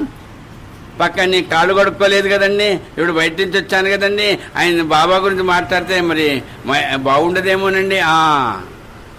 అది ఈ ఉపాసన ఏదైతే ఉందో, ఈ వాసన ఏదైతే ఉందో, నిజంగా అంత కల్మషం లేని మనస్సు అండి. మా అమ్మ గురించి నేను మాట్లాడుకోవాలి, మా అమ్మ గురించి నేను గుర్తు చేసుకోవాలి, దానికి ఏమైనా స్నానం చేసి కూర్చొని మననం చేసుకోవాలమ్మా. మా నాన్న గురించి నేను గుర్తు చేసుకోవాలి, లేరు, కానీ దానికి ఏమైనా మడిగట్టుకోవాలమ్మా. ఆలోచించండి మీరు. అలాగే గురువు కూడా అంతే. అందుకని ఈశ్వరుడు, భగవంతుడు, గురువు వీళ్ళ దగ్గరికి వచ్చేటప్పటికి నువ్వు మననం చేసుకోవాలంటే, ఇప్పుడు నేను పొద్దుటి నుంచి స్నానం చేయలే, ఎవరో వచ్చి అడిగారు, కాసేపు కూర్చోండి మనల్ని తర్వాత చేసుకుంటా, చెప్తాను, వద్దమ్మా నీకు అదే. ఎందుకంటే నువ్వు నీకుండేటువంటి మనస్తత్వంలో ఎంత కఠినం కాదు, పట్టుదలగా, ఇంతకంటే ఉపాసన ఏమిటండి బాబోయ్. ఇంకొక చోట నేను మీలాంటి బాబా భక్తులతో అప్పుడు గడియారం చూసుకుంటా, మా ఆవిడ అంటుంటుంది, కానీ అది ఇక్కడ నేను చెప్పను. ఇప్పుడు నేను అంటే ఆ లోకం మీరు ఇట్లా కూర్చోబెడితే నేను గడియారం చూసుకోవాల్సిందే, మీరు గడియారం చూసుకోరుగా, ఏది అబ్బా ఇంత అయిపోయింది ఆ టైం అని. అట్లాగే ఎక్కడ నిజామాబాద్ అనుకుంటా, తేనా సాయిబాబా అని ఉంటే అక్కడ ఏదో సత్సంగం జరిగింది. ఆ తర్వాత చాలామంది కూర్చొని ఏవో సచ్చరిత గురించి ఎవరు అడుగుతున్నారు. గడియారం చూసుకుంటే ఏమో 12:30 అయిందమ్మా. ఇప్పుడు ఇంతవరకు చెప్పలే నేను, 12:30 ఎప్పుడు మధ్యాహ్నం కాదు, రాత్రి. ఏంటి ఇంకా పిచ్చా, వాళ్ళకి పిచ్చి కావచ్చు, ఈయనకేందండి. మళ్ళా రేపు పొద్దున్న తెల్లవాడితే మళ్ళీ బస్ ఎక్కి రావాలిగా హైదరాబాదు. అమ్మా నేను చెప్తున్నా, మనము ఎవరికైనా ఇది కావాలన్నప్పుడు ఆ బంధుత్వం కంటే కూడా ఈ రకమైన వాసనా బలలో ఉపాసన అండి. హేమాడి పంత నిజంగా అంత గొప్పగా ఆ ఆలోచనలు, స్వభావంలో మార్పు రావాలి. మనస్సు నిజమే, మనస్సు ఎట్లాంటిది అన్నారండి పెద్దవాళ్ళు, మీకు అందరికీ తెలుసు. అది గుర్రంతో పోల్చారు కదా, కానీ స్వభావాలను గుర్రంతో పోల్చలే. స్వభావాలను దేంతో పోల్చారు, వస్త్రంతో పోల్చారు. నేను ఈ తల్లి అడిగింది ఆ వస్త్రం. దాంట్లో ఇప్పుడు మన సత్యత చాలా చోట్ల ఉంది. బివి దేవి గారి కథలో కొన్ని చోట్ల హేమాది పంత్ గారంట, నాకు అన్నీ చినిగిన వస్త్రాలే, మంచి వస్త్రం ఒకటి లేదు. అంటే ఏంటి అర్థం, వాళ్ళ ఇంట్లో అంటే కొంతమంది ఇండ్లలో అంతే, ఆ ఇళ్లలో ఎన్ని స్విఫ్ట్లు ఉన్నాయి, ఎన్ని రకాలుగా కోట్లు ఉన్నాయి, లేదా ఎన్ని రకాల ఇది కాదమ్మా. మరి ఇట్లా పోకండి. అందుకని కొద్దిగా అర్థం చేసుకునే వయస్సు వచ్చేసింది. ఆలోచించండి. చిరిగిన వస్త్రము అంటే మనస్సులో సరి అయినటువంటి ఆలోచన లేకపోవడమే. చినిగిన వస్త్రం అంటే కష్టం వచ్చినప్పుడు చాలా కుంగిపోవడమే. అది చినిగిన వస్త్రం. మంచి వస్త్రం ఉంది నాకు అంటే నా మనస్సు కష్టమైనా సరే. నిన్న ఆ తల్లి ఆ తండ్రి చెప్పిన అనుభవం చెప్తే ఈరోజు సాయంకాలం మా ఆవిడతో ఏందమ్మా అసలు నిజంగా నాకు ఈ 615వ జ్ఞానయజ్ఞంలో అంతకుముందు శశి ప్లస్ ఆ తల్లి నాకు బాగా పరిచయం. మా బంధువులే వాళ్ళు, మా కృష్ణావతి వాళ్లే. కానీ అమ్మ 32వ ఏట కంటికి వచ్చి ఆ తల్లి ఆ పిల్లలు నిజంగా అసలు వింటుంటేనే ఓ అమ్మ 12 ఏళ్ళు మావాడు మంచంలో ఉంటే చేసిన దానికే మాకు బాగా అనిపించింది. 32వ ఏట వస్తే ఇప్పుడు ఆయనకి 70 ఏళ్ళు ఏమో తెలియదు నాకు. మరి ఆ తల్లికి నేను నిజంగా ఎంత గొప్ప ఓపిక. అది కాదు ఆమెకి ఇష్టం, అది ప్రేమ కాదు, అదొక రకమైనటువంటి ఆనందం. ఆయన బాగుండాలి. మరి ఆమెకు అంటే అన్ని ఇంద్రియాలలో కళ్ళు చాలా బాగా ఉపన్యాసాలు చెప్తారు. నువ్వు అది చేయించుకోలేదా నువ్వు ఇది. అందుకని నేను చాలాసార్లు చెప్తుంటా, జాలి పడేవాళ్ళు, సలహాలు ఇచ్చేవాళ్ళు మీరు అక్కర్లే లిస్టు తయారుకోవచ్చు. కానీ అది సేవ చేద్దాం, మనిషికి ధైర్యం ఇద్దాం, ఆనందం కాస్త వాళ్ళల్లో. ఎక్కడ అమ్మ భయపడకండమని మేము అమ్మ తక్కువ అండి. అందుకని ఎప్పుడైనా ఇప్పుడు నిన్ననే అన్నారు మాకు ఈ దత్త సాంప్రదాయం, ఈ గురు సాంప్రదాయం వచ్చినప్పటి నుంచి చక్కగా అది. అందుకని ఇట్లాంటి ఆలోచనల స్వభావంలో మార్పు. మామూలుగా మనస్సు కుంగిపోతుంది కదమ్మా, ఎవరికైనా కుంగిపోతుందే. సుఖంలో ఉన్నప్పుడు కుంగిపోదే. ఆడిటర్గా ఉన్నారు, బాగా తిరిగారు, 32 నెలలు, అప్పుడైతే పెద్దగా అనిపిస్తారు. ఎప్పుడు ఇది వచ్చిందో ఇంక ఎన్నాళ్ళు ఉంటారు, ఎన్నాళ్ళు చేయాలి, ఎన్నాళ్ళు ఇది ఎంత ఆలోచనలు ఉంటాయమ్మా. అప్పుడే స్వభావము. ఆ స్వభావం ఏమిటి? దాన్ని ఏమిటారు? వస్త్రము అన్నారు. అవి చిరిగిపోయిందిగా ఉందనుకోండి, అది ఎట్లా అండి? పోయిన జన్మ నుంచి వచ్చే వాసనా బలములే. అంతేనమ్మా. ఇంకా దాంట్లో వేరే ఆలోచన. ఆ దాంట్లో గురువు యొక్క సాంగత్యం కలిగిందనుకోండి, చిరిగినా పర్వాలే, ఆయన బాగా శుభ్రం చేసేస్తాడు, అతుకులు వేస్తాడు చక్కగా.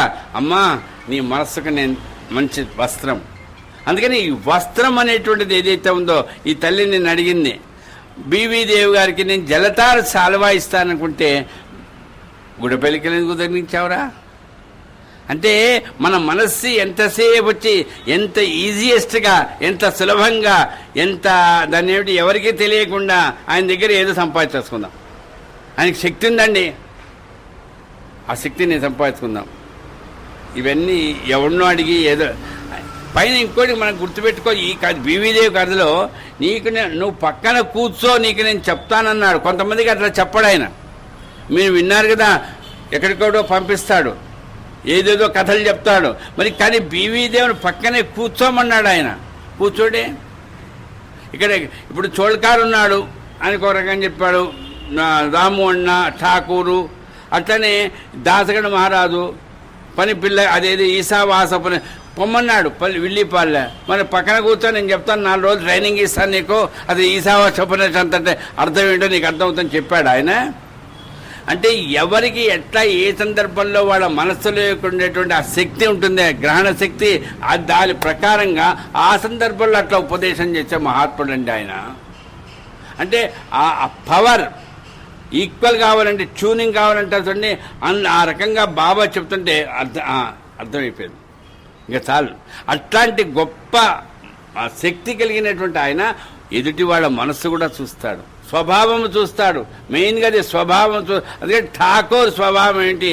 నేను హోదాలో ఉన్నానుగా, మా గురుగారు ఉన్నారు, అందుకని చెప్పాడు ఏమని? బాబా అప్పాయోగి చెప్పిందంతా నిజమే, నేను అప్పాయోగిని ఏమండల్లా, అప్పాయోగి చెప్పిందంతా నిజమే. చక్కగా చెప్పాడు ఉపన్యాసాలు, చక్కగా చెప్పాడు నీతి వాక్యాలు, చక్కగా చెప్పాడు పురాణ కథలు. కానీ నువ్వు దాన్ని ఆచరణలో పెట్టడానికి నీ హోదా, నీ ఉద్యోగం కోసం ఎంత కష్టపడతావో కానీ ఆధ్యాత్మికత కష్టపడవద్దా?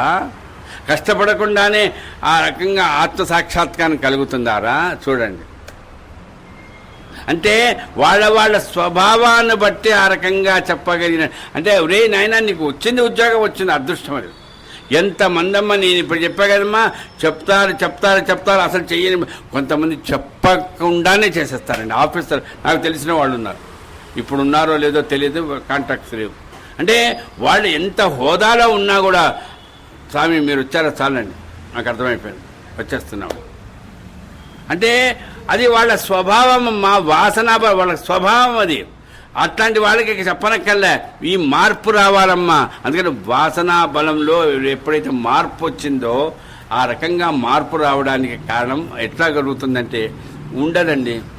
ఇట్లాంటి కథలు విందాం, మననం చేసుకుందాం, మననం అప్పుడప్పుడు మాకు కాస్త గుర్తు చేసుకుందాం. అప్పుడు కాస్తంత ఎంతసేపు వచ్చి లౌకికమైన విషయాలు మనం ఇంకోటి గుర్తు చేస్తున్నా, లౌకికమైన ప్రాకృతికమైన ఇట్లాంటి విషయాలు మనం ఏం ప్రయత్నం చేయకుండా మనకు వచ్చేస్తాయి.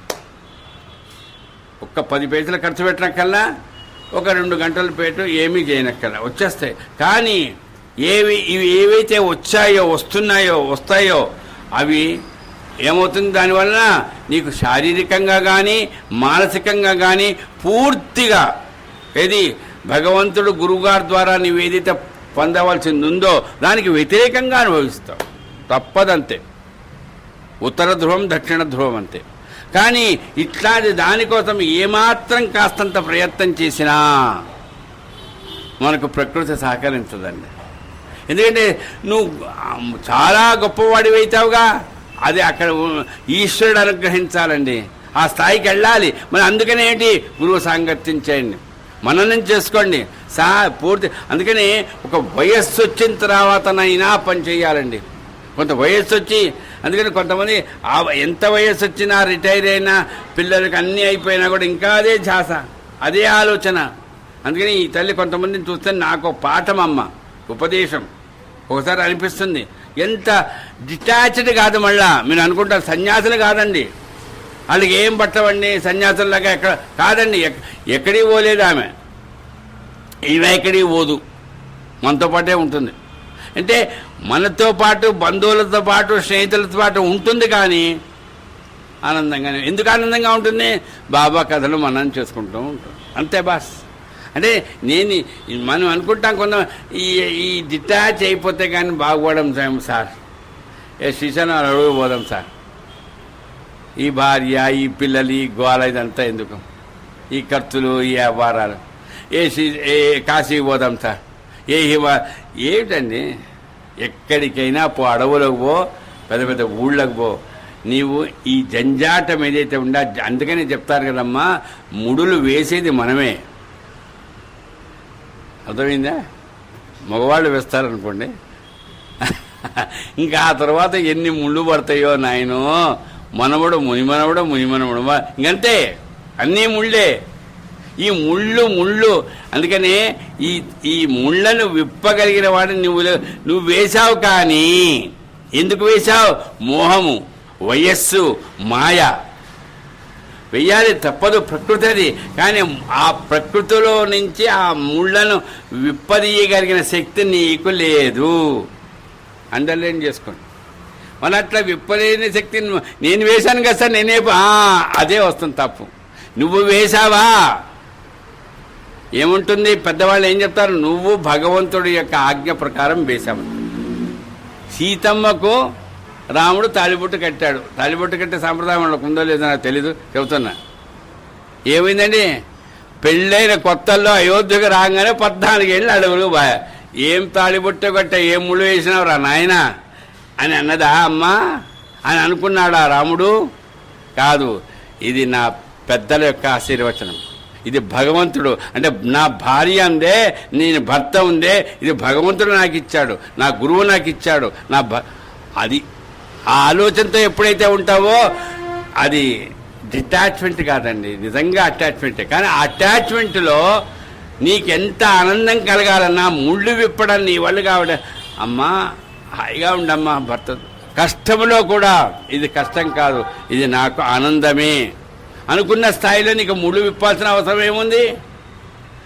ముళ్ళు విప్పాల్సిన అవసరం ఏముందమ్మా? ముళ్ళు ఎప్పుడు పోతుంది? ఎప్పుడు పోతుందో పోతుంది. త్రయంబకం యజామహే సగంధం పుష్టివర్ధనం. అందుకని కొంతమంది నేను చూస్తుంటా, మా ఆడితో కూడా అంటుంటా, వాళ్ళ పెద్దక్కయ్య కూడా ముస్లిం వాళ్ళు అయిపోయినారండి. 70 ఏళ్ళు 80 ఏళ్ళు హార్ట్ స్ట్రోకులు, కిడ్నీ స్ట్రోకులు, ఆ స్ట్రోకులు, ఈ స్ట్రోకులు అన్నీ. ఏమిటో అసలు నడవలేకు. నిన్న పండిపోయినారు అన్న మాట అన్నారండి. ముసలివాళ్ళు అయిపోయినారండి, అరే ముసలివాళ్ళు కాకుండా ఎవరుంటారమ్మా? జంతువులు కూడా ముసలివాళ్ళు అయిపోతాయి. కానీ పండిపోవడం అండి, అనుభవిస్తారు, కష్టము సుఖము అన్నీ అనుభవిస్తారు. ఇప్పుడు వాళ్ళ నాన్న వీళ్ళ నాన్న అనుభవించాలా? నిజంగా పండిపోయిన దోసకాయ ఉందే, దానికి త్ర్యంబకం యజామహే సుగంధిం పుష్టివర్ధనం. పండిపోతే ఆ దోసకాయ ఎంత అదే కనుక తెంచావో ఆ జిడ్డు నువ్వు తట్టుకోలేవు. ఏ సోపులు వేసినా తెంచవద్దు. అదండి ఆ స్వభావం నీకు ఎట్లొస్తుంది? మహాత్ముల యొక్క సాంగత్యం వలన, మహాత్ముల యొక్క సత్యత లాంటి వాటిని మననం చేసుకోవడం వలన ఆ పండిపోయే స్థితి వస్తుందండి. అందుకని ఇక్కడ కుంగిపోరు వాళ్ళు. ఎంత బాధలో ఉన్నా లేదండి. అట్లాంటి ఆ పండిపోయిన స్థితి ఎప్పుడు వస్తుందంటే ఇదే, ఈ రకంగా అందుకని ఠాకూర్ కథ కానీ ఇంకోటి ఏది చూడండి, మనకు ఆ వయస్సు రీత్యా మన పూర్వజన్మ నుంచి వచ్చిన వాసనా బలాలతో ఈ స్వభావాలు ఏర్పడతాయి. ఈ స్వభావాల్లో చాలా వరకు ఏమిటది? ఇప్పుడు మనం విన్నామే, అన్ని చినికిన వస్త్రాలే.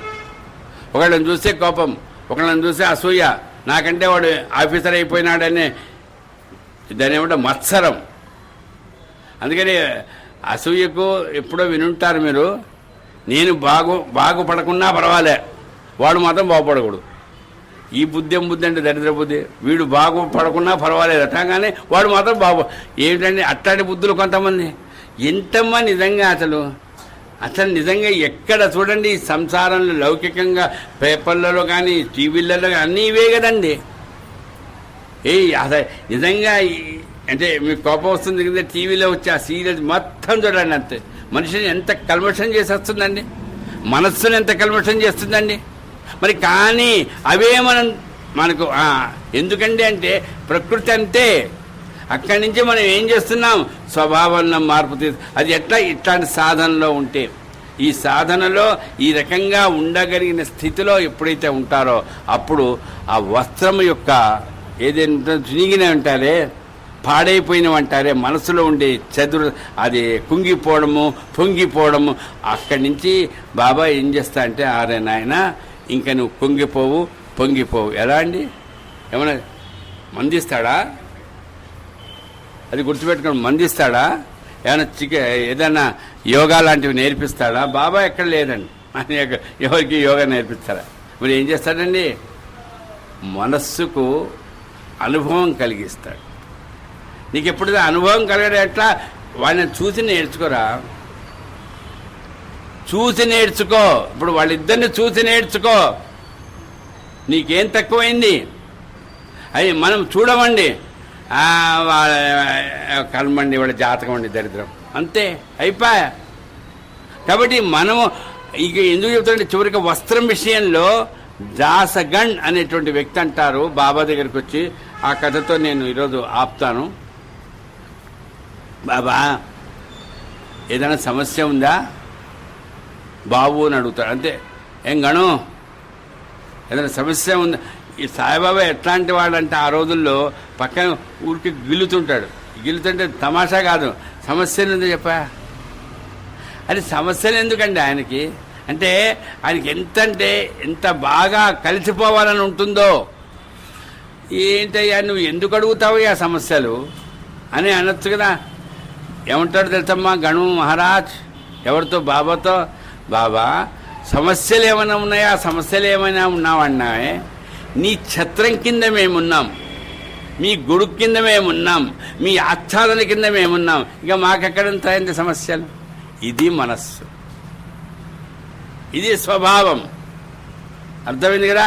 అందుకనే ఇక్కడ ఆ తల్లి డాక్టరే ఆపరేషన్ ఏదైనా సివియర్గా చేయాల్సినప్పుడు ఆ లెవెల్కి ఆ బాడీ ఉందా లేదా కరెక్ట్గా ఆ స్థితికి తీసుకొచ్చి అప్పుడు ఆపరేషన్ చేస్తారు కదా. గణు మహారాజ్ సమస్య ఉందా అంటే నీ ఛత్రం కిందకి వచ్చిన తర్వాత, నీ నీడ కిందకి వచ్చిన తర్వాత నీ దగ్గరికి వచ్చిన సమస్య ఏముంటుందయ్యా అంటే మనస్సు ఆ పరిపక్వతలోకి వచ్చింది. స్వభావంలో మార్పులు చాలా వచ్చాయి. అవన్నీ నేను చెప్తే ఇప్పుడు మళ్ళా ఈరోజు కూడా 8 దాటిపోద్ది చెప్తున్నా. అప్పుడేం చేశాడు, ఉంది బాబా ఒక సమస్య, మళ్ళీ స్టార్ట్ అయ్యింది. సమస్యలు ఏముంటాయన్న గణు చివరికి ఉంది బాబా ఏం సమస్య, అదో మీరు అనుగ్రహిస్తేనే కదా ఈశావాస్యోపనిషత్తును మరాఠీలోకి అనువాదం చేశా. కానీ దాని సారాంశం నాకు అనుభవంలోకి అది అనుభవంలోకి రావడంలా. ఒక్కొక్కడు ఒక్కొక్క రకంగా సమాధానం చెప్తున్నారు. అసలు దాన్ని ఎందుకు చేశాను అనువాదం అని విసుగు పుడుతున్నారు. అప్పుడు వెంటనే ఏమన్నారు తెలుసా బాబా, పెద్ద కష్టమేముందనండి, ఏది సమస్యలు ఏవీ లేవయ్యా నీ ఆ ఛత్రం కింద అన్న తర్వాత సమస్య ఉంది. అనువాదం చేస్తే దాని సారాంశం ఏమిటి, ఈశావాసోపని ఉపనిషత్తు యొక్క సారాంశాన్ని అనుభవంలో నేను చెప్పలేకపోతున్నాను అంటే అదేం సమస్య అయ్యా, అదేం సమస్య అన్నాడు. మరి బాబా ఏం లేదు, ఎక్కడి నుంచి వచ్చావు, విల్లిపాలి అది పోతావుగా, మళ్ళా అక్కడ పనిపిల్ల నీళ్ళు, ఎక్కడి నుంచి వచ్చావో అక్కడికి పోతావు. ఇది దాని సారాంశం అండి. అదేంటి సార్, ఈశావాసోపనిషత్తులో 18 మంత్రాలు ఉన్నాయి. ఈ మధ్యనే ఇక ఈ తల్లి ఉమామహేశ్వర గారి పుణ్యమా అని కాశీలో ఓ జ్ఞాన యజ్ఞం జరిగింది 7 రోజుల పాటు. అక్కడ సచ్చరిత్ర ఈశావాస్యం. అందుకోసం కాస్త నేను ఆ మంత్రాలు అవన్నీ కొద్దిగా చదివాను. నిజంగా చాలా విశేషంగా ఉంటుంది. అంటే బాబా అన్వయం చేయడానికి కోసం చేసిన పని. దాంట్లో సారాంశం ఒకటేనండి, నువ్వు ఎక్కడి నుంచి వచ్చావో అక్కడికి పోతావా. ఎక్కడి నుంచి వచ్చావండి, మా అమ్మ కడుపు నుంచి అండి. అంతకుముందండి మొత్తం ఇది అంతా వద్దండి, 8 అయిపోతుంది. ఏమిటి ఎక్కడి నుంచి వచ్చావంటే అనంతం నుంచి వచ్చావు. అనంతం అంటే అనంతపురం కాదు, మొత్తం విశ్వం అక్కడి నుంచి వచ్చావు. ఏదో రూపంగా వచ్చావు. ఎక్కడికి పోతాం, మళ్ళీ అక్కడికి పోతాం. అంటే గాలి, వెలుతురు, మట్టి ఉన్నగా, అగ్ని, ఈ 5 నుంచి ఉన్నది కదా. ఇదంతా ప్రకృతి, విశ్వం అంతా ఉండేది అదే కదా. అమెరికా పోయినా అదే, ఆస్ట్రేలియా పోయినా అదే, పాకిస్తాన్కి పోయినా అదే కదా అండి. ప్రకృతి ఆ విశ్వంలో నుంచి వచ్చావు, విశ్వంలోకి పోతావు అంతే. ఎవరు ఈ మధ్య ఓ సైంటిస్ట్ చెప్పాడు, సైంటిస్ట్ కాదు మన పెద్దవాళ్ళు ఋషులు చెప్పారు ఈ మధ్యనే, కరోనా వచ్చిందండి ఎక్కడి నుంచి వచ్చిందండి, ఏవేవో చెబుతున్నారు రకరకాలుగా. ఒక ఆయన చెప్పాడు, మన దగ్గర కాస్త తపస్సు చేసిన మహానుభావుడు, ప్రకృతి నుంచి వచ్చింది, ప్రకృతిలో పోయింది. Correct, no doubt. అంతేనండి. అంటే ఆరోగ్యం అనేది ఉంది నాకు, ఆరోగ్యం పోయిందండి. ఈ ఆరోగ్యానికి కారణం పంచభౌతికముగా ఇది పోయిందండి. ఎక్కడికి పోయిందండి, అంతే ప్రకృతిలో పోయింది. మళ్ళీ ఎప్పుడో వస్తుంది, రెడీగా ఉంటాయి అవన్నీ. కాబట్టి ఎక్కడి నుంచి వచ్చావో అక్కడికి పోతావుగా, అదండి ఆయన నోటించి మాట. ఇదంతా విన్నారు ఎవరు, ఆయన విన్నాడు. వినడం కాదమ్మా, వినేటప్పుడు కూడా మన మనస్సు ఎంత ఇష్టంగా, ఎంత ఆతృతగా, ఇది చూద్దండి. యాంగ్జైటీ అంటుంటారే, టెన్షన్ అంటారు, ఎందుకు పడతారో తెలియదండి కొన్ని. అట్లా గురువు చెప్పే మాటలు స్పష్టంగా ఎప్పుడు చెప్తాడా, ఏం చెప్తాడా అని.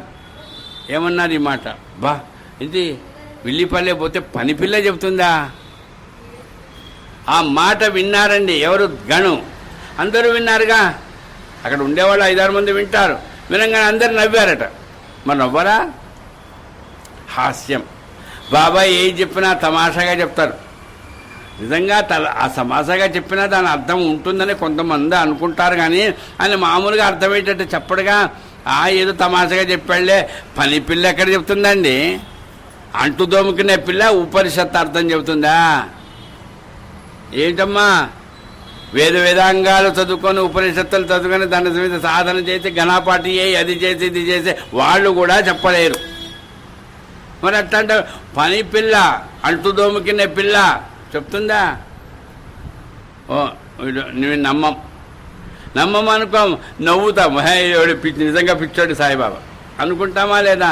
కానీ అది చెప్తున్నా గణు, అది చూడండి, ఆయన పరిపక్వతకు వచ్చేసాడు. అర్థమైంది బాబాకు, అర్థమైంది కాదు, తెలుసుకున్నాడు. థర్మామీటర్ పెట్టి మనం జ్వరం చూస్తాం, కానీ మహాత్ములు గురువులు ఎవరా మీ మనస్సులో ఉండేటువంటి ఆధ్యాత్మిక పరిపక్వత ఎట్లా వచ్చేసిందో తెలుసుకుంటారు వాళ్ళు. అప్పుడు ఇక చేస్తారు ఉపదేశమో ఇంకోటో. అర్థం నవ్వలేదండి. ఎందుకు నవ్వరా? బాబా చెప్పాడంటే పనిపిల్ల కూడా ఉపనిషత్తు అర్థం చెప్పి తీరాలంటే నోరు లేనివాడండి, కాళ్ళు లేవండి, కళ్ళు లేవండి, వాడండి వేదాంతం చెప్తాడండి? చెప్పి తీరుతాడు. ఒకవేళ బాబా అన్నాడంటే చెప్పి తీరాల్సిందే. మరి అంటే ఆయన నోటి నుంచి వచ్చిందంటే ఆ పంచభూతాలలో ఈ ప్రకృతిలో ఉండే జీవ జంతువులు కూడా ఆ పని చేయాల్సిందే. అట్లాగే అనుకున్నాడు. నిజంగా బ్రహ్మ ఇచ్చిన తీర్పు. ఏం జరిగిందండి? ఈ కథ అంతా మనం ఎన్నోసార్లు విన్నాం. ప్రత్యేకించి మొన్న కాశీలో చాలా చక్కగా ఈ తల్లి చాలామంది విన్నారు. అంటే నేను ఎందుకు చెప్తున్నా అంటే, మనం సత్యత్తుల కథలు వినేటప్పుడు మన మనస్సులో ఉండేటువంటి ఆలోచనలు చెప్పగా, వాసనలు, స్వభావము, మార్పు, ఎక్కడికెక్కడికో పోతుంటాం, ఎంతోమంది చూస్తాం. దయచేసి కోపం తెచ్చుకోకండి, మన లెవెల్లో, మన ఆలోచనలో, ఆ సర్వీసెస్లో ఉండి వాళ్ళు బాగున్నారు సార్, మీరు బ్యాంకా ఇంకంతే. కానీ అక్కడ నేను ఎవరిని విమర్శించడం లేదు, గుర్తుపెట్టుకోండి. అరే మీ నాన్నగారికి ఎంత సేవ చేసావయ్యా నువ్వు, మీ ఆవిడతో ఎంత చక్కగా ఎంత కష్టంగా ఉన్నా ఎంత చూస్తున్నావయ్యా, ఆలోచించరండి. కోపం తెచ్చుకోవద్దన్నా మా శశిని కానీ ఎవరినైనా వద్దు. ఎందుకంటే ఎంతసేపు వచ్చి వాళ్ళ స్థితిలో ఆలోచిస్తారు. కానీ పరిపక్వత వచ్చిందనుకుంటే స్వభావంలో మార్పు. నేను విన్నానమ్మా, ఎంత హోదాలో ఉన్నా, అరే మీ అమ్మకి ఎంత చేసావురా నువ్వు, మీ నాన్నకి ఎంత చేసావురా, మీ ఆవిడికి ఎంత సేవ చేసావురా, నిజంగా పిల్లల్ని ఎంత కష్టపెడుతున్నారా అంటే వాళ్ళని చూసి మనం నేర్చుకోవాలనేటువంటి ఆలోచన ఉండరండి. అమ్మ నీకు ప్రమోషన్ వచ్చింది, ఎంత బాగా చదివావురా, అంతే. ఇదే ఆలోచన ఉంటుంది మనిషికంతా. కానీ నిజంగా ఎంత దాన్ని ఏమిటంటే 10 మందితో కలిసి ఎక్కడికి వచ్చినా ఎంత కలిసిపోతావురా. కొంతమందిని చూస్తుంటారండి, మీరు వింటారండి, ఇమీడియట్గా ఎడిపోతారు తెలుసా, బాత్రూమ్ పోరు, అక్కడ ఎక్కడో పోరు, సార్ భోజనాలు ఎక్కడ పెడుతున్నారు అంటే తినడానికి పోడు. మీరు అట్లానే ఆకలి ఎక్కువైపోయింది కాదండి, సర్వీస్ చేద్దాం అంటే వాళ్ళ స్వభావం అది. అంతే చూడండి, కొంతమంది స్వభావం అంతే. కొంతమంది సారు ఇంత చేస్తున్నారు కదా సార్, మాకు కూడా కాస్త అవకాశం ఇవ్వండి. దేనికండి? చెప్పడానికా? కాదండి, కంట్రిబ్యూట్ చేస్తామండి, ఆర్థికంగా కానీ ఇంకో రకంగా కానీ. కొంతమంది ఏమీ లేదండి, అంతే. నాకేం సంబంధం ఉంది, వాళ్ళు చేసుకుంటా లేపో. ఇదండి స్వభావంలో మార్పు రాకపోవడం. వాళ్ళకి అనుభవం లేదా అండి. అందుకని మధ్యాహ్నం ఆవిడేదో మాట్లాడుతూ బంధువులలో చాలామంది అండి, అదే కష్టంలో ఉన్నప్పుడు మనిషిని పోయి పలకరించడానికి మళ్ళీ ఎన్ని వేదాంతాలు చెప్తారో అస్సలు రారండి. ఏమో రాకూడదేమో, ఏందట, ఎక్కడి నుంచి వచ్చినవి ఇవన్నీ ఆలోచనలు. అంటే ఏ ఆలోచనలు ఉన్నాయో, ఇది నేను అంటున్నా అమ్మా, సచ్చరిత్ర కాదు, భాగవతం విను, భారతం విను, ఏదను. కానీ ఆ పురాణాల వల్ల ఏదైతే ఉందో, మనము పురాణాల కథలు మనం వినొచ్చు, వినకూడదని కాదు, దాంట్లో తప్పులు ఉన్నాయని చెప్పడం. కానీ బాబా సచ్చరిత్రను ఎప్పుడైతే మనం వినడానికి ప్రయత్నం చేస్తామో, ఇది జస్ట్ 100 years బ్యాక్ జరిగిందమ్మా, కొన్ని కోట్ల సంవత్సరాల క్రితం ఎక్కడో జరిగింది. రామాయణం కానీ ఆ భారతమో భాగవతం కానీ జస్ట్ 100 years బ్యాక్ అది కూడా నీలాగానే నీతో పాటే నీవు ఎట్లయితే ఉంటున్నావో భార్య భర్త పిల్లలు అట్లనే ఇక్కడ ఎక్కడ కూడా వేదాంతం చెప్పి అగో 10 మంది సన్యాసులండి వాళ్ళతో మనకెక్కడ కుదురుతుందండి లేదే వాళ్ళండి తపస్సు చేసుకుంటున్నారండి వాళ్ళు మన లేదే ఎక్కడా లేదే అమ్మా పిల్లలతో ఆడుకోండి అమ్మా నీ భార్యాభర్తలు హాయిగా ఉండండి అమ్మా మీరు సుఖంగా ఉండమ్మా కానీ కష్టం వచ్చినప్పుడు బాధపడకండి సహించండి ఓపిక పెట్టుకోండి 10 మందికి సహాయపడండి అది ఇంత గొప్ప దీన్ని ఆచరణలో పెట్టగలిగినటువంటి స్థితిలో మనకు సచ్చరిత్ర ఇస్తుందంటే ఇప్పుడు నేను చెప్పా కదా దాసగణ మహారాజుకు ఎందుకు నవ్వు రాలేదు ఎందుకంటే అర్థం చేసుకున్నాడు ఆ స్థాయికి వచ్చాడు చూడండి చూసి నేర్చుకోరా ఎక్కడ దిగాడు ఆయన దీక్షిత్ గారి ఇంట్లో దిగాడు తెలుసు కదా మీకు ఆ కథ అంతా ఆయన లీడింగ్ లాయరు అందుకని ఒక్కొక్కసారి మనకి ఎక్కడెక్కడ మనకు దాన్ని ఏమంటారు ఇప్పుడు నేనే ఉన్నాను నేను ఎన్నో రకాలుగా ఎక్కడెక్కడో సన్మానాలు జరిగే పెద్ద పెద్ద ఊళ్ళకి వెళ్ళా కలకట్టా కానీ బెంగళూరు కానీ ఒకసారి అక్కడ వాళ్ళ ఇళ్లల్లో ఉండేటువంటి వాళ్ళని చూస్తుంటే నాకు చాలా అదొక పాఠం నేను మొన్న చెప్పానో లేదు గుర్తులేదు బెంగళూరుకి వెళ్తే అదే పద్మనాభయ్య గారే అల్లుడి గారి ఇంటికి వెళ్తే 5 రోజులు జరిగింది రేపో ఎప్పుడు అయిపోతుందనగా పక్క ఇల్లు పెద్ద ఇల్లు వాళ్ళు కూడా చాలా కోటీశ్వర్లు వాళ్ళు రోజు వచ్చి వింటున్నారు సార్ స్వామి మీరు మా ఇంటికి రాజు వచ్చి టిఫిన్ చేయండి అంటే సరే ఓ రోజు పొద్దునే వెళ్ళాను పక్క ఇల్లే వెళ్ళంగానే టిఫిన్ పెట్టారు తర్వాత ఆవిడ అదే యజమానురాలు ఒక్కసారి లోపలికి వచ్చి మా అబ్బాయిని ఆశీర్వదించండి అన్నారు వాళ్ళ అమ్మ అదేంటమ్మా రమ్మనమ్మా విభూతి పెడతానన్నా కాదండి లోపలికి రండి ఏదో లేవలేడో ఏదో నాన్న నిజంగా అమ్మా అబ్బాయి మొహం చూస్తుంటే చంద్రబింబం కూడా పనికిరాదమ్మా అంత అందగాడు కానీ ఈ భాగం నుంచి ఏమి పని చేయవండి దాదాపుగా వయస్సు 30 ఏళ్ళు ఉంటాయి విభూతి పెట్టమన్నారు జరిగిందమ్మా సత్యత చెప్పడానికి వచ్చా అక్కడ నేను చూచా నేను అడిగా అమ్మా నేను విభూతి పెడితే మీ అబ్బాయి లేచి నడుస్తాడని కాదు స్వామి చూడండి తల్లే చెప్పింది కాదండి మరి ఎందుకమ్మా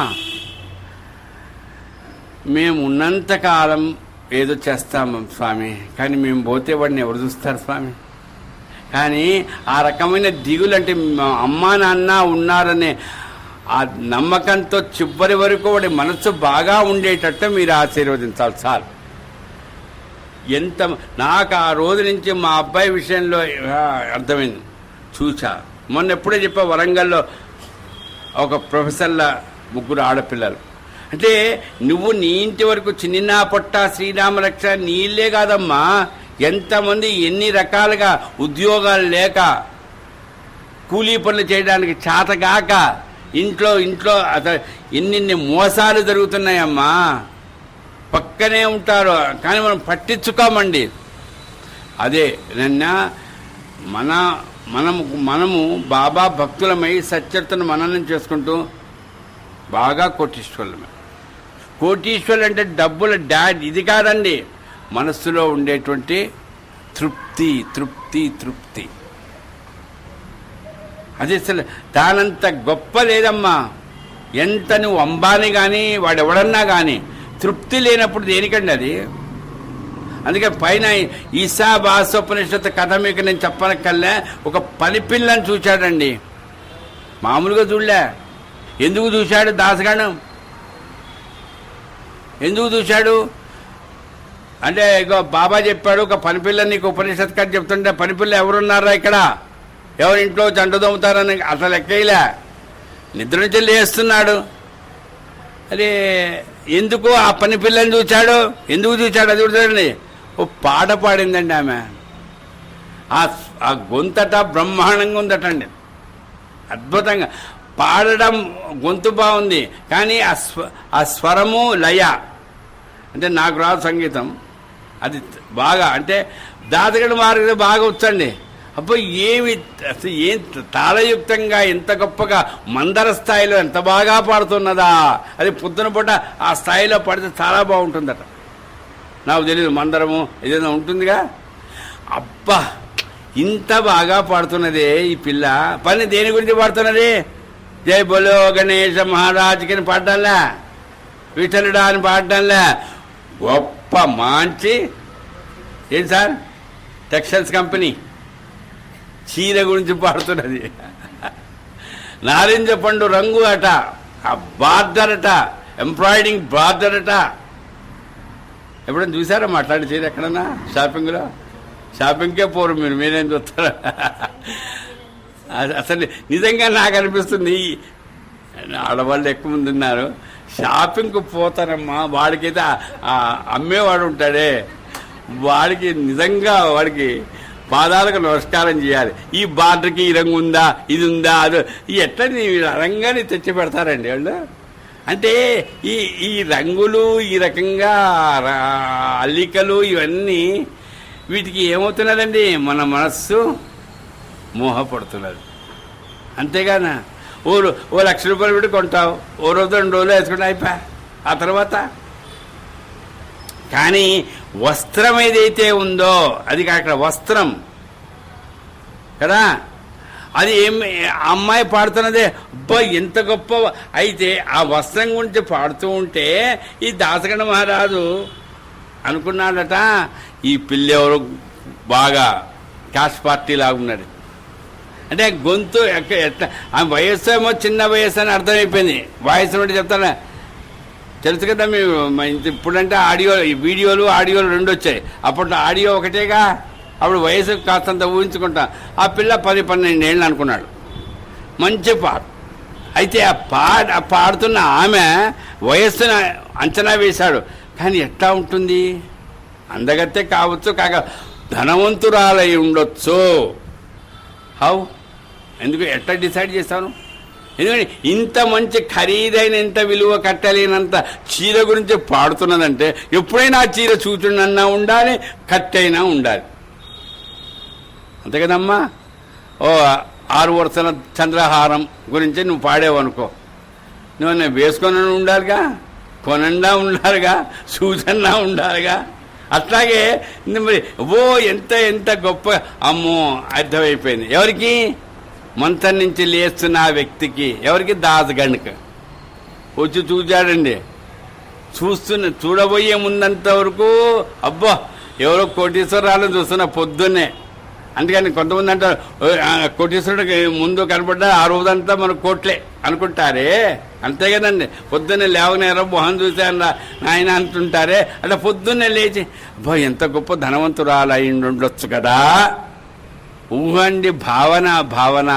భావనామయ ప్రపంచంలో నిజంగా భ్రమకు తప్ప వేరే చోటు ఉండదండి. భవానీ భావనాగమ్య, అమ్మవారి ప్రకృతి స్వరూపం అంతే. ఆ రకమైన భ్రమలో వచ్చి చూచాడండి. అయిపోయా సైలెంట్. ఏదైతే అనుకున్నా దానికి క్వైట్ డిఫరెంట్, క్వైట్ అగెన్స్ట్ అండి. డిఫరెంట్గా పూర్తిగా నెగిటివ్. ఏమైంది? అంట్లు తొమ్ముతున్నదటండి, మురికి నీటి మధ్యలో ఉందటండి. చీర కొత్తది గురించి పాడుతున్నది కదా, విలువైన కట్టుకున్న అదేంటట, చినిగిన చీర సగమట. దేవుడా పూర్తి చీర కూడా కాదట, చినిగిన దాంట్లో సగం చీర కట్టుకొని మురికి నీటి మధ్యలో అంట్లు తొమ్ముతో పాడుతున్నదట పాట. ఓరి నాయను, నేను అనుకున్నదేంటి ఈ పిల్లని చూస్తుంటే ఇదా. అసలు ఈ అంట్లు దోముతూ ఈ మురికి నీటి మధ్యలో ఉంటూ ఆ పిల్లకి అసలు ఈ పాట పాడాలని ఎట్లా అనిపించింది? అబ్బా అనిపిస్తుందా సార్? నాకు పిచ్చిగా తలకాయం పుట్టిందండి. ఏమండి కాస్త వినాయకుడి గురించి ఏదైనా తలకాయం పుడుతుంది అంటారు. ఒంటి మీద ఏ వస్త్రం ఉండదు కొనుక్కోవడం, కానీ ఏదో బాగా మంచి చీరలు కొని పాడ అనిపిస్తుందమ్మా. అనిపిస్తుందిగా. అసలు ఆ పిల్లకి ఎట్లా అనిపించింది అబ్బా? అప్పుడు గణు మహారాజు అనుకుంటు చూడండి, మొట్టమొదటి ఏం కలిగింది? ఊహ, ధనవంతురాలు. నెక్స్ట్ చూడంగానే ఏం కలిగింది? జాలి కలిగిందట. ఆశ్చర్యం కలగల. జాగ్రత్తగా వినండి. ఒక 10 నిమిషాలు లేట్ అయితే క్షమించమ్మా. ఆ జాలి కలిగిందండి. ఎందుకు కలిగింది? నాకేమో మంచి చొక్కా పంచలు, మా ఆవిడకి మంచి చీరలు ఉన్నాయి. ఈ పిల్లకి కనీసం చినిగిన చీర కూడా సరిగ్గా మంచిది లేదే, ఓ మంచి చీర ఇప్పిద్దాం. ఎప్పుడైనా అంతే కదా, జాలి ఎందుకు కలుగుతుంది? నాకుంది వాడికి లేదు అనుకున్నప్పుడే జాలి కలుగుతుంది. అప్పుడు ఈయన కొన్ని తన సొంత 10 పైసలు ఏమైనా ఖర్చు పెట్టాడా మహానుభావుడు? కొంతమంది అంతేనండి, అత్త సొమ్ము అల్లుడు దానం చేశాడని. ఆయన దీక్షిత్ గారి ఇంట్లోకి రావబోద్దూరు వచ్చాడట. రావబోద్దూరు చాలా కోటీశ్వరుడు. ఆయన వస్తే, అయ్యా నీకు దేవుడు బాగా ఆశీర్వదిస్తాడు, ఈ పిల్ల చాలా ఈ పిల్లకు ఒక చీర ఇవ్వన్నాట, కొత్త చీర. అది కూడా ఎవడో కట్టింది, మీ ఆవిడ కట్టింది, కొత్త. అమ్మా గణుగారు మీరు చెప్పారు కదా, నిజంగా దేవుడు ఆశీర్వదిస్తాడు. ఆయన ఏం చేశాడట, వెంటనే ఒక కొత్త చీర తెప్పించేసి ఆమెకి ఆమెకి ఇచ్చింది ఎవడు? దాసగడు. ఆయన ఇది తీసుకున్నది. అమ్మా ఎట్లా ఉంటుందమ్మా, ఊహించుకోండి ఒకసారి అసలు.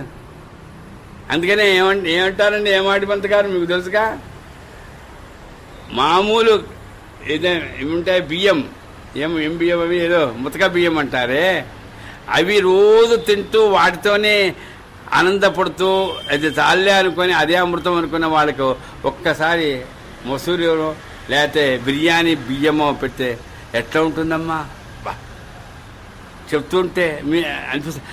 అసలు చీర ఏనాడు చూడలేదటండట అమ్మ ఆ పనిపిల్ల. అమ్మ ఇంత అది నాకైనా పైన అదొక డౌట్. కొంతమంది ఎవరైనా డబ్బులు పెట్టారనుకో, ఇది నాకు ఇస్తుందా అయితే ఎవరికైనా ఇస్తుందా నాకు అని డౌట్ పుడుతుంటుంది నా లాంటి. అట్లాగే ఈ చీర నాకు ఇచ్చారు కానీ నాకు ఇచ్చే పోయి వాళ్ళకి ఇచ్చిరాపో అని అంటుందేమో తెలియదుగా. అమ్మా నీకే ఇచ్చేస్తాను. ఎంత గొప్ప కదమ్మా సచ్చరిత్ర నిజంగా. ఆమె ఏం చేసింది? మొన్నాడు ఆ కొత్త చీరను కట్టుకొని వచ్చింది. మొదట జాలి కలిగిందిగా, జాలి కలిగిన తర్వాత చీర ఇచ్చాడుగా, ఇస్తే ఆ మొన్నాడు కట్టుకొని వచ్చింది ఆమె. అంటుదమలే, మురికి నీటి మధ్య లేదు, వదిలిపెట్టండి. అప్పుడు వాళ్ళ అక్క ఎవరో వచ్చింది అంటుదవుతున్నది. అప్పుడు ఈ పిల్ల ఎక్కడుందట, అది ఈ పిల్ల ఎక్కడుందా అని వెతుకుతున్నాడు ఆయన. ఎవరు? గణు. అది డుమా కొట్టిందా, ఇంకెక్కడికైనా పోయిందా ఎతికితే మిగతా పిల్లలందరూ ఉంటారు కదా, ఆమె వయసు కలిగిన వాళ్ళందరితో కలిసి ఇసుకలో పడి పుల్లుతో ఆడుకుంటున్నారు. ఎట్లా? కొత్త చీర కట్టుకొని. అమ్మా నేను తప్పు చెప్తున్నానా? ఇది చూశాడు గణ మహారాజు. అది నేను కొత్త చీర కడితే ఆ కొత్త చీర అది చీర అంటున్నాను, మంచి అదే మొన్న షిరిడీలో డాక్టర్ గారు శ్రీఆర్ గారు మంచి కోట్ ఒకటి, మోడీ గారి కోట్లు అని కాస్త ఎవడంతా అమ్మ పక్కన కూర్చుంటే ఇది మాసిపోతుందేమో అనుకుంటానే. అట్లాంటిది కొత్త చీర కట్టుకొని ఆ పిల్ల ఇసుకలో పడి అందరితో రాడా మీతో ఆడు అంటే, ఎప్పుడైనా మామూలుగా అర్థం చేసి నడమంత్రపు సిరి కలిగితే పక్క వాళ్ళు ఎవరు కనిపించారట. కొత్తగా అంత కాస్ట్లీ చీర కట్టుకున్నా కూడా అందరితో కలిసి ఉన్నదట. అప్పుడు ఏమైందట? దానికన్నా జాలి కలుగుతుందా? కాదట, ఆశ్చర్యం కలిగిందట. మొదటేమో ఒక యాంగ్జైటీ, నెక్స్ట్ జాలి, ఆ తర్వాత ఆశ్చర్యం కలిగిందట. అయిపోయిందండి. మొన్నాడు వచ్చిందండి. కానీ ఏమ్మా చీర ఏం చేసావమ్మా? ఎవడికి అమ్మేసుకున్నాను సార్ అలా, పెట్టెలో పెట్టుకున్నానయ్యా అని అందరి పిల్లలతో ఆడుకుంటున్నారు. చీర కొత్తది వచ్చినా ఆనందమే, చీర లేకున్నా ఆనందమే, చిరిగిన చీరతో ఉన్నా ఆనందమే. ఇది చీర ఏమిటి? నువ్వు పొందుతున్న ఐశ్వర్యం. ఐశ్వర్యం ఉంటేనే ఆనందం కలగదండి. ఇది సారాంశం. ఉపనిషత్తు ఏం చెప్తున్నది? తేన త్యక్తేన బంధిహిదా. నువ్వు అనుభవించు, కొత్త చీరలు, కొత్త పంచలు, కొత్త షూట్లు వేసుకో, కానీ త్యాగంతో అనుభవించు. రేపు ఏమవుతుందో తెలియదు. ఏమవుతుంది సార్, రేపు ఏమైపోతుంది, ఎందుకు సార్ ఇట్లాంటి వద్దు సార్, ఏడవకో, ఎవరైనా సార్ తీసుకో, ఏడవకు. ఏమో రేపు నా కాళ్ళు కూడా బాగుండేమో, ఆపరేషన్ చేస్తారేమో, అప్పుడు ఏం చేయాలి సార్, ఏడవకో, తీసుకో, కానీ బీ రెడీ, త్యాగం అంతే. ఏమో అంతేగాని ఇంకోటి గుర్తుపెట్టుకోండి అమ్మా, ఒకసారి ఐశ్వర్యం లేకపోతే ఆ దీనత్వంలోనో లేకపోతే ఆ దరిద్రంలోనో ఉంటాం. కానీ ఐశ్వర్యం వచ్చిన తర్వాత అది సుఖపడిన తర్వాత మళ్ళా కష్టపడమంటే మన వల్ల కాదు. ఇప్పుడు చాలామంది అమ్మో అందరూ వాళ్ళ పిల్లలంతా అమెరికాలో ఉన్నారు ఏమన్నా అనుకుంటానో క్షమించండి. ఇప్పుడు చాలామంది చూడమ్మా, ఒరే ఎందుకురా నువ్వు అక్కడ అమ్మ నాన్నని విడిచిపెట్టి ఏమిదిరా గోలా రండిరా ఇక. సార్ ఇప్పుడు మేము సంపాదిస్తున్నంత అక్కడ ఏంటో సంపాదిస్తే అక్కడ సుఖం ఇక్కడ కష్టపడాలి కదా. ఎండాకాలం 40 టెంపరేచరు, కారులో వేసుకున్నా లాభంలే. అంటే ఎక్కడైతే సుఖపడ్డాడో ఆ తర్వాత కష్టపడలేరు. సుఖపడ్డారు ఐశ్వర్యంలో. అందుకని వివేకానందులంతా వాళ్ళే చెప్పేశారు, అదంతా అంతే. ఆ కర్మభూమిలో వాళ్ళ ఐశ్వర్యాన్ని అనుభవించాల్సిందే కానీ వాళ్ళకి ఆత్మసాక్షాత్కారం కలగడం చాలా కష్టం. కష్టము సాధన. అరే నాకేం తక్కువ ఉంది, మా అమ్మ నాన్న ఉన్నారు, మా చెల్లెలుంది, మా అక్క ఉంది, ఏం కష్టపడలేనా, 10 రూపాయలు సంపాదించుకోలేనా? అందుకని నేను చెయ్యలేనని ఇప్పుడు ఎప్పుడు చదువుకొని ఎన్నెన్ని డిగ్రీలు తీసుకున్నా కూడా కొంతమంది మేము ఎందుకు చేయాలి ఉద్యోగం, ఏం చేస్తారండి వాళ్ళని, ఏం చేస్తారండి వాళ్ళని? అరే నాయన 10 రూపాయలు సంపాదించి మీ అమ్మా నాన్నకి ఇయ్యరా? లేదా లేదండి మాకు ఇట్లాంటిదే కావాలి ఉద్యోగం. ఎంత మందమ్మా నిజంగా ఎంటెక్లు చేసి కార్ డ్రైవింగ్ చేస్తున్నారు, కూలీ పని డబ్బాలు పెట్టుకుంటున్నారు, దోశలు ఇడ్లీలు పెట్టుకుంటున్నారు. నేను చూసాను. అంటే అక్కడ వే ఆఫ్ డిగ్నిటీ అండి. మాకేం సార్ మేము చదువుకున్నాం కానీ మరి గడవాలిగా. వీడు బతికింతేలేండి, అదే వచ్చింది. ఎప్పుడు చూడమ్మా, ఒక వ్యక్తిని వాడి యొక్క ప్రవృత్తిని బట్టి గొప్పవాడని చెప్పాలి కానీ వాడి వృత్తిని బట్టి కాదు. ఎంత గొప్ప మనసు అండి, ప్రేమగా ఆనందంగా. అరే నా ఏం వ్యాపారం పెట్టుకున్నా సార్, చదువుకున్నా సార్, బీటెక్ మోసపోయినా సార్, ఏడుస్తున్నా సార్, ఉండదు. అందుకని నేను చెప్పా కదా, మనిషికి ఎప్పుడూ కూడా నేను నా బతికేమైపోతుందో వద్దు. ఎవరైనా ఏ జీవైనా, రమణ మహర్షి అనేవారు ఏమని, చేప పిల్ల ఎక్కడ పడిందిరా, సముద్రంలోనండి ఉండాల్సిందే, కాదండి బావిలోనండి, కాదండి నదిలోనండి, అంతే. అంతేగాని ఈ నది బాగాలేదు, ఇది ముసి నది, గంగలో పడితే బాగుంది అనుకుంటే అది వీలవుతుందా చేప పిల్లకు? అంతే, అమ్మ కడుపు నుంచి బయట పడ్డా అంతే, అనుభవించవలసిందే. కష్టం కానీ ఆనందం కానీ సుఖం కానీ ఏదైనా కానీ అది ఎట్లా మనస్ఫూర్తిగా గంభీరంగా. చూడండి, దాన్ని అంటారు డిగ్నిటీ ఆఫ్ లేబర్ అని. నేను మా ఆయనకు చేస్తున్నాను డిగ్నిటీ ఆఫ్ లేబర్, నేను ఈ ఉద్యోగం చేస్తున్నాను డిగ్రీ ఆఫ్ లేబర్. అదొక్కటే కాదు డిగ్నిటీ ఆఫ్ లేబర్. ఏదైనా మీ అమ్మకు చేస్తున్నా, మీ కొడుకు చేస్తున్నా, అంతే. ఏది చేస్తున్నా డిగ్నిటీగా, ఒక గొప్పగా ఆనందంగా చేయండి. నా బతికిట్లు అయిపోయింది వద్దండి. దీనత్వం ఎప్పుడు కూడా మనిషిని కుంగదీస్తుంది. నాకేం తక్కువ సార్ నాకంటే. అందుకని అంటే మీరు కూడా చూస్తుంటారు, ఈనాడు పేపర్లో మొన్న ఒక ఫోటో వేశారు. ఒక 2 కొడుకులు, ఒక అమ్మ నాన్న. అంటే వివరంగా నేను చెప్పనక్కల్లా, ఆ పిల్లవాడిని ఆ తల్లి వాడిని ఎత్తుకొని పోతుంటే మా అబ్బాయి గుచ్చుకొచ్చాడు. నిజంగా ఎట్లా బతుకుతాడు వాడు ఏమిటని.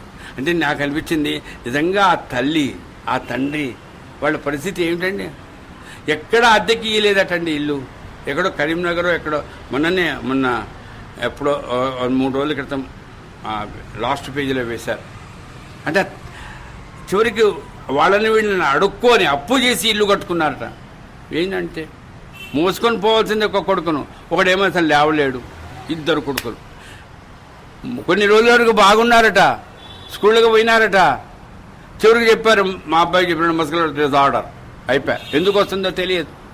ఏందమ్మా ఇది? అయినా ఆ తల్లిదండ్రులకి ఎంత ఇదండి. వీళ్ళు రేపు బాగుపడి మాకు ఉద్ధరిస్తారా?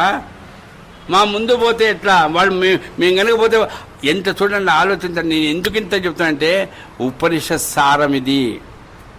అది అనుభవంలోకి తీసుకురండి. చెప్పడం కాదు, వినడం కాదు. నీకంటే చాలామంది ఇబ్బంది పడుతున్న వాళ్ళు ఉన్నారు.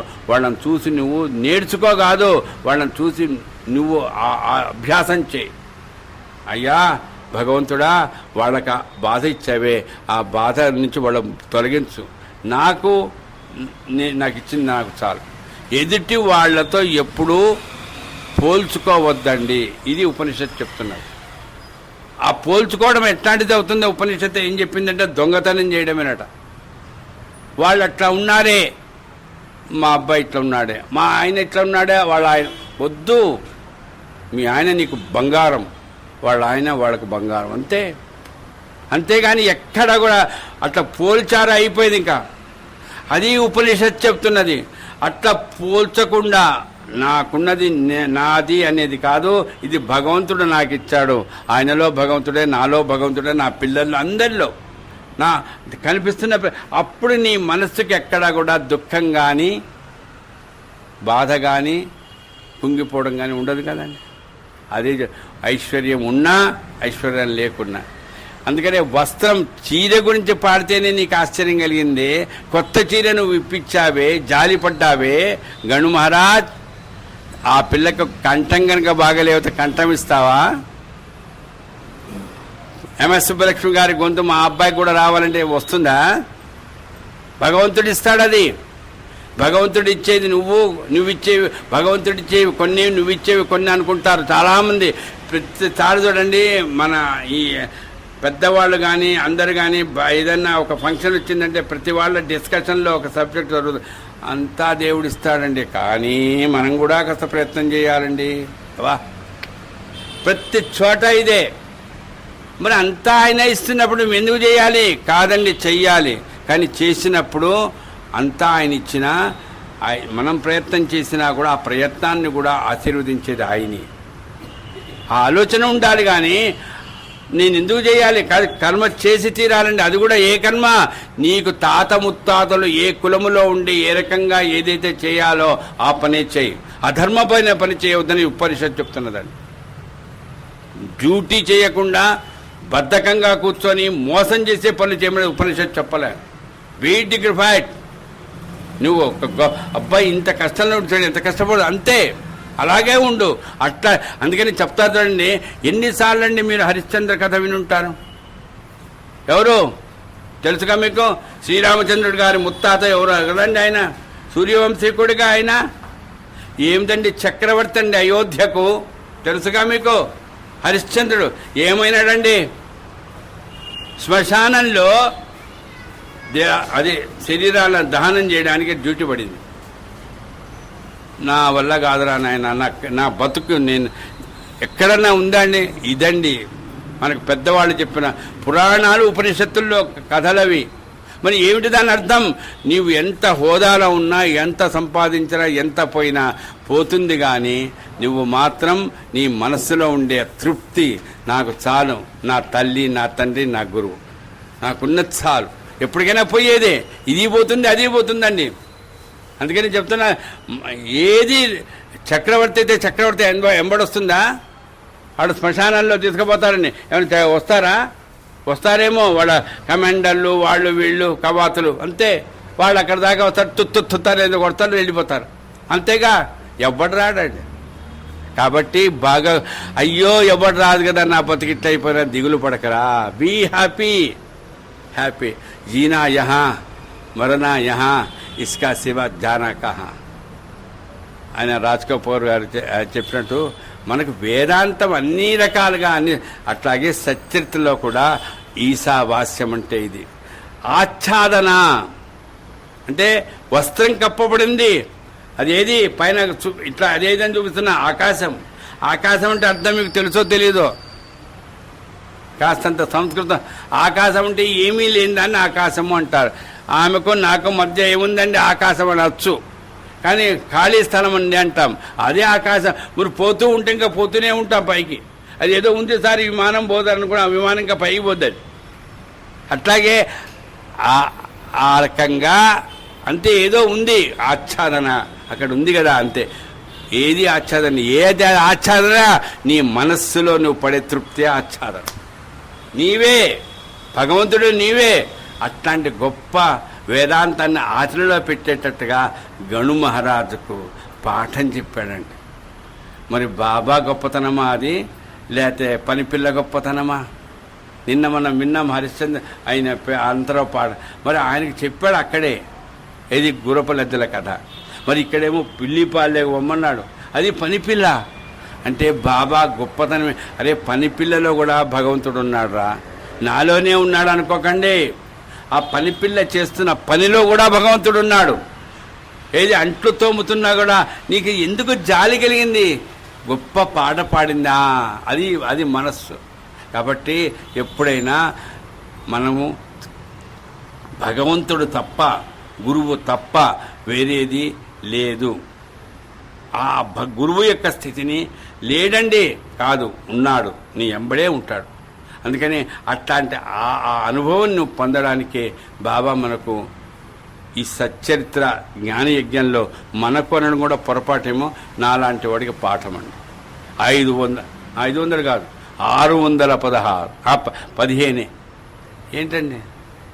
ఎవరో అన్నారు, నాకేం ఆశ్రమాలు లేవు, నేనేం సన్యాసిని కాదు, పక్కా సంసారిని. మరి ఎట్లాంటిది 616? ఒకరోజు కాదు, 5 రోజులు, 7 రోజులు, 18 రోజులు. ఎవడి ఉద్యోగం చేస్తూ కూడా పైన 5 రిటైర్ అయిపోయాను. మరి చూడండి, అంటే ఇక్కడ గుర్తుపెట్టుకోవాల్సింది ఆ యజ్ఞములు అనేవి చేయడం వలన మొట్టమొదట నిన్ను నువ్వు పరీక్షించుకో. నువ్వు చెప్పేటందుకే లేవు, నువ్వు అనుభవం పొంది దాన్ని చెప్పంతే. అమ్మా నేను అనుభవిస్తున్నాను, మీరు చేతనైతే కాస్త ఆనందపడండి, ఇక్కడ ఎక్కడ కష్టం లేదమ్మా నేను అని ఆ రకమైన స్థితిలో నన్ను నా తల్లి, నేను చెప్తున్నాను నా కుటుంబం కూడా, ఇప్పుడే అంటున్నా కదా నా భార్య కానీ, అంటే నేను చెప్పొచ్చు ఎవరో ఉండి, ఏమండి మీకు కలిగిన బాధ మీరు సర్దుకుంటారేమో, కానీ కన్న తల్లి ఎట్లా సర్దుకుంటుందండి? మీకు తెలుసు ఏంటో బాధ. కానీ ఆమె కూడా నాకు సహకరిస్తూ ఈరోజున మనం పోదామండి కళ్యాణ్ గారింట్లో కదా, రోజు పోదాం. ఈరోజు నేను చెప్తున్నా ఈ జ్ఞాన యజ్ఞం అంటే మా అబ్బాయి పోయిన తర్వాత జరిగిన మొట్టమొదటి జ్ఞానయజ్ఞం మా అమ్మాయి ఇంట్లో. సరే మా అమ్మాయి ఇంట్లో ఎందుకు పెట్టారంటే మీకు కూడా తెలుసు, అందరికీ తెలుసు. ఆ మనసు కాస్త బాగుంటుంది. మా నాన్న అమ్మ మీరు ఒక వారం రోజులు మా ఇంట్లోనే ఉండండి, కాస్త మనసు బాగుంటుంది. నువ్వు ఉండవు, నువ్వు మళ్ళీ ఏదో పని పెట్టుకొని పోతావు. ఈ జ్ఞానయజ్ఞాన్ని పెడితే ఖచ్చితంగా ఉంటావు ఇంట్లోనే, వస్తుంటారు, బాగుంటుంది. చూడండి అదిగో ఆ గిరి కానీ వాళ్ళందరూ వచ్చారు, మీరు వచ్చారు. కానీ ఈ రోజున నేను చెప్తున్నా ఈ కళ్యాణ్ గారింట్లో, అదే కళ్యాణ్ గారు చంద్రశేఖర్ గారింట్లో చేస్తూ ఈ ప్రసాదరావు గారు కానీ ఆయన కానీ ఈ తల్లి కానీ వీళ్ళల్లో ఉండేటువంటి ఆలోచనలో అమ్మ స్వామి నిజంగా ఎంత గొప్పగా నేను చెప్తున్నానమ్మా, నాకు అనుభవం కలిగింది, అంతే కలుగుతుంది. ఇంకా ఇది ఇంతటితో స్టాప్ కాదు. కాబట్టే ఈ విషయాన్ని మననం చేసుకుంటూ, అంటే అర్థం ఏమిటంటే అద్వైత సిద్ధి ఏదైతే కలగాలో దానికి ఇట్లాంటి చిన్న చిన్న అనుభవాలు కలగాలి. ఇవి చిన్న చిన్నవే, ఇదేం గొప్ప ఇది కాదండి.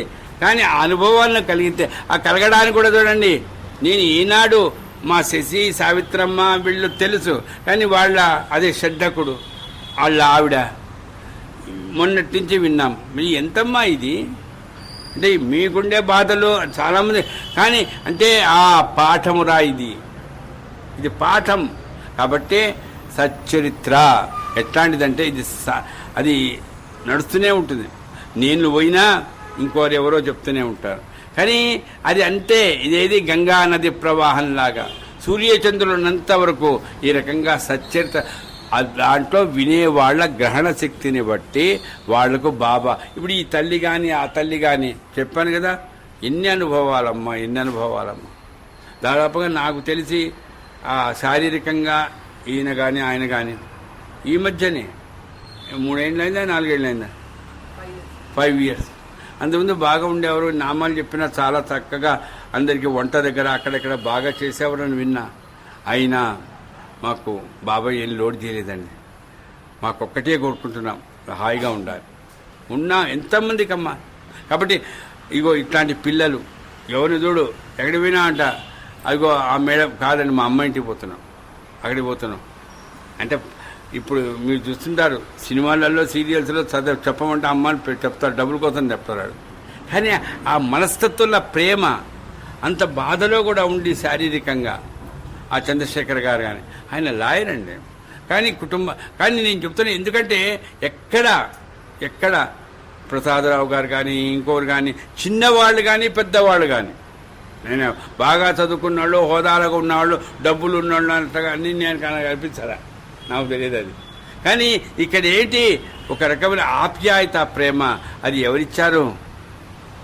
నా గురువు, నా సాయి నాకు ఇచ్చాడు అని అనుభవం పొందుతున్నటువంటి వాళ్ళ దగ్గర నేను కూడా మననం చేసుకోగలిగిన అనుగ్రహం కలుగుతున్నది.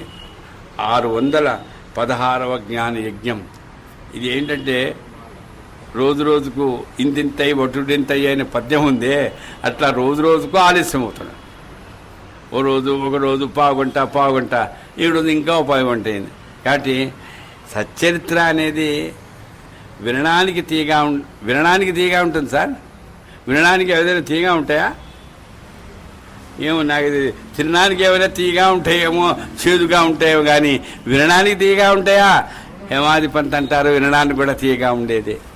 ఎందుకంటే ఆ విన్నప్పుడు నీ మనస్సు గనక ఎంత కష్టంలో ఉన్నా కూడా ఆనందంగా ఉందంటే అది తీయగా ఉన్నట్టే.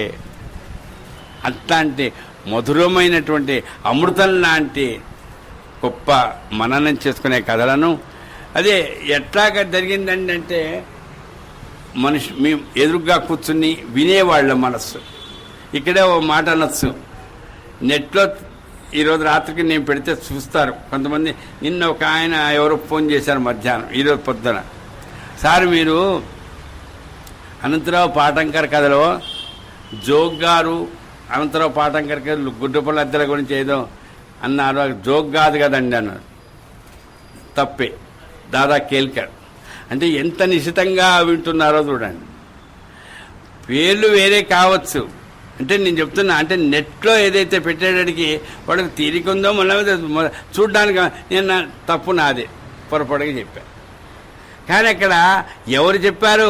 అమ్మ బాగా చెప్పారు సార్. మళ్ళా నేను అంటున్నా, నెట్లో చూసే వింటూ ఉండేదానికంటే ఇప్పుడు ఎదుర్కోవచ్చు కూర్చున్నా అనుకోండి, మీరు కూడా వినొచ్చు, వినకూడదని నమ్మల్లా.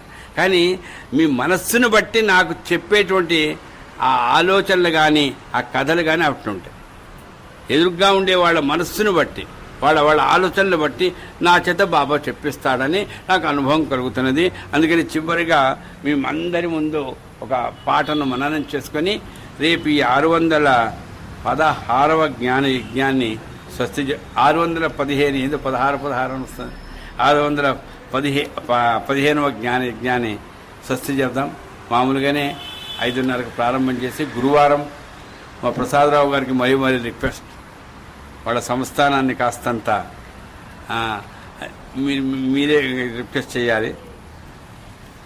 కాబట్టి చివరిగా బాబా మనకు అంటే ఈ అద్వైత సిద్ధి అనేటువంటి ఈ స్థితిలో చెప్తున్నప్పుడు ఈ విషయాన్ని చెప్పడం కాస్తంత ఇబ్బంది. రేపు కూడా ఒక కథను అద్వైత సిద్ధికి ఏ రకంగా బాబా అనుగ్రహించారో ఎవరిని గుర్తు చేస్తాను. ఈరోజు బాబా మనకందరికీ కాదండి, ఎప్పటికైనా అది ఇస్తాడు. ఆయన ఏంటదా, ఆయన ఇచ్చేది విభూతి ఇస్తాడని. ఇస్తాడు. ఇప్పుడు మనం వినేదంతా కూడా విభూతే, మనకు అనుభవాలు కలుగుతున్నానవన్నీ విభూతే.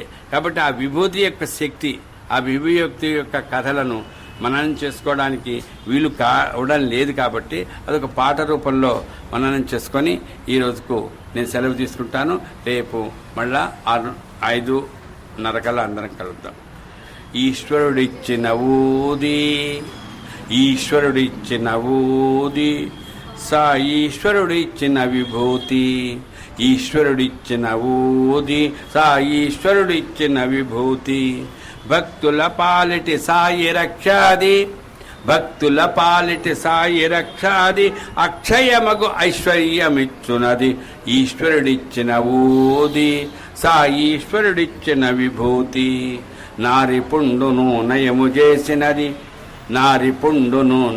చేసినది పిల్లేకు చేసిన గొప్ప చికిత్సది, రాచ పురుగును మసి చేసినది డాక్టరుకే ఆశ్చర్యమైనది, ద్వారావతిలో ధునిలోది ద్వారావతిలో ధునిలోది ప్రేమతో బాబా పంచినది ఈశ్వరుడిచ్చిన ఊది ఈశ్వరుడిచ్చిన విభూతి శ్యామా మరదలి ప్లేగు జ్వరమును శ్యామా మరదలి ప్లేగు జ్వరమును సాయి విభూతి నయము చేసెను నిద్ర పట్టని రోగము పోయెను మూత్రకోశములో రాళ్లే పోయెను జాన్మేరు లీల అద్భుతమైనదే జాన్మేరు లీల అద్భుతమైనది మైనా తాయిని కాపాడినది ఈశ్వరుడిచ్చిన ఊది సాయీశ్వరుడిచ్చిన విభూతి ఇరాని బాలిక మూర్ఛను ఆపెను భీమాజి పాటిలు క్షయనయమయ్యను కాన్పు సమయమున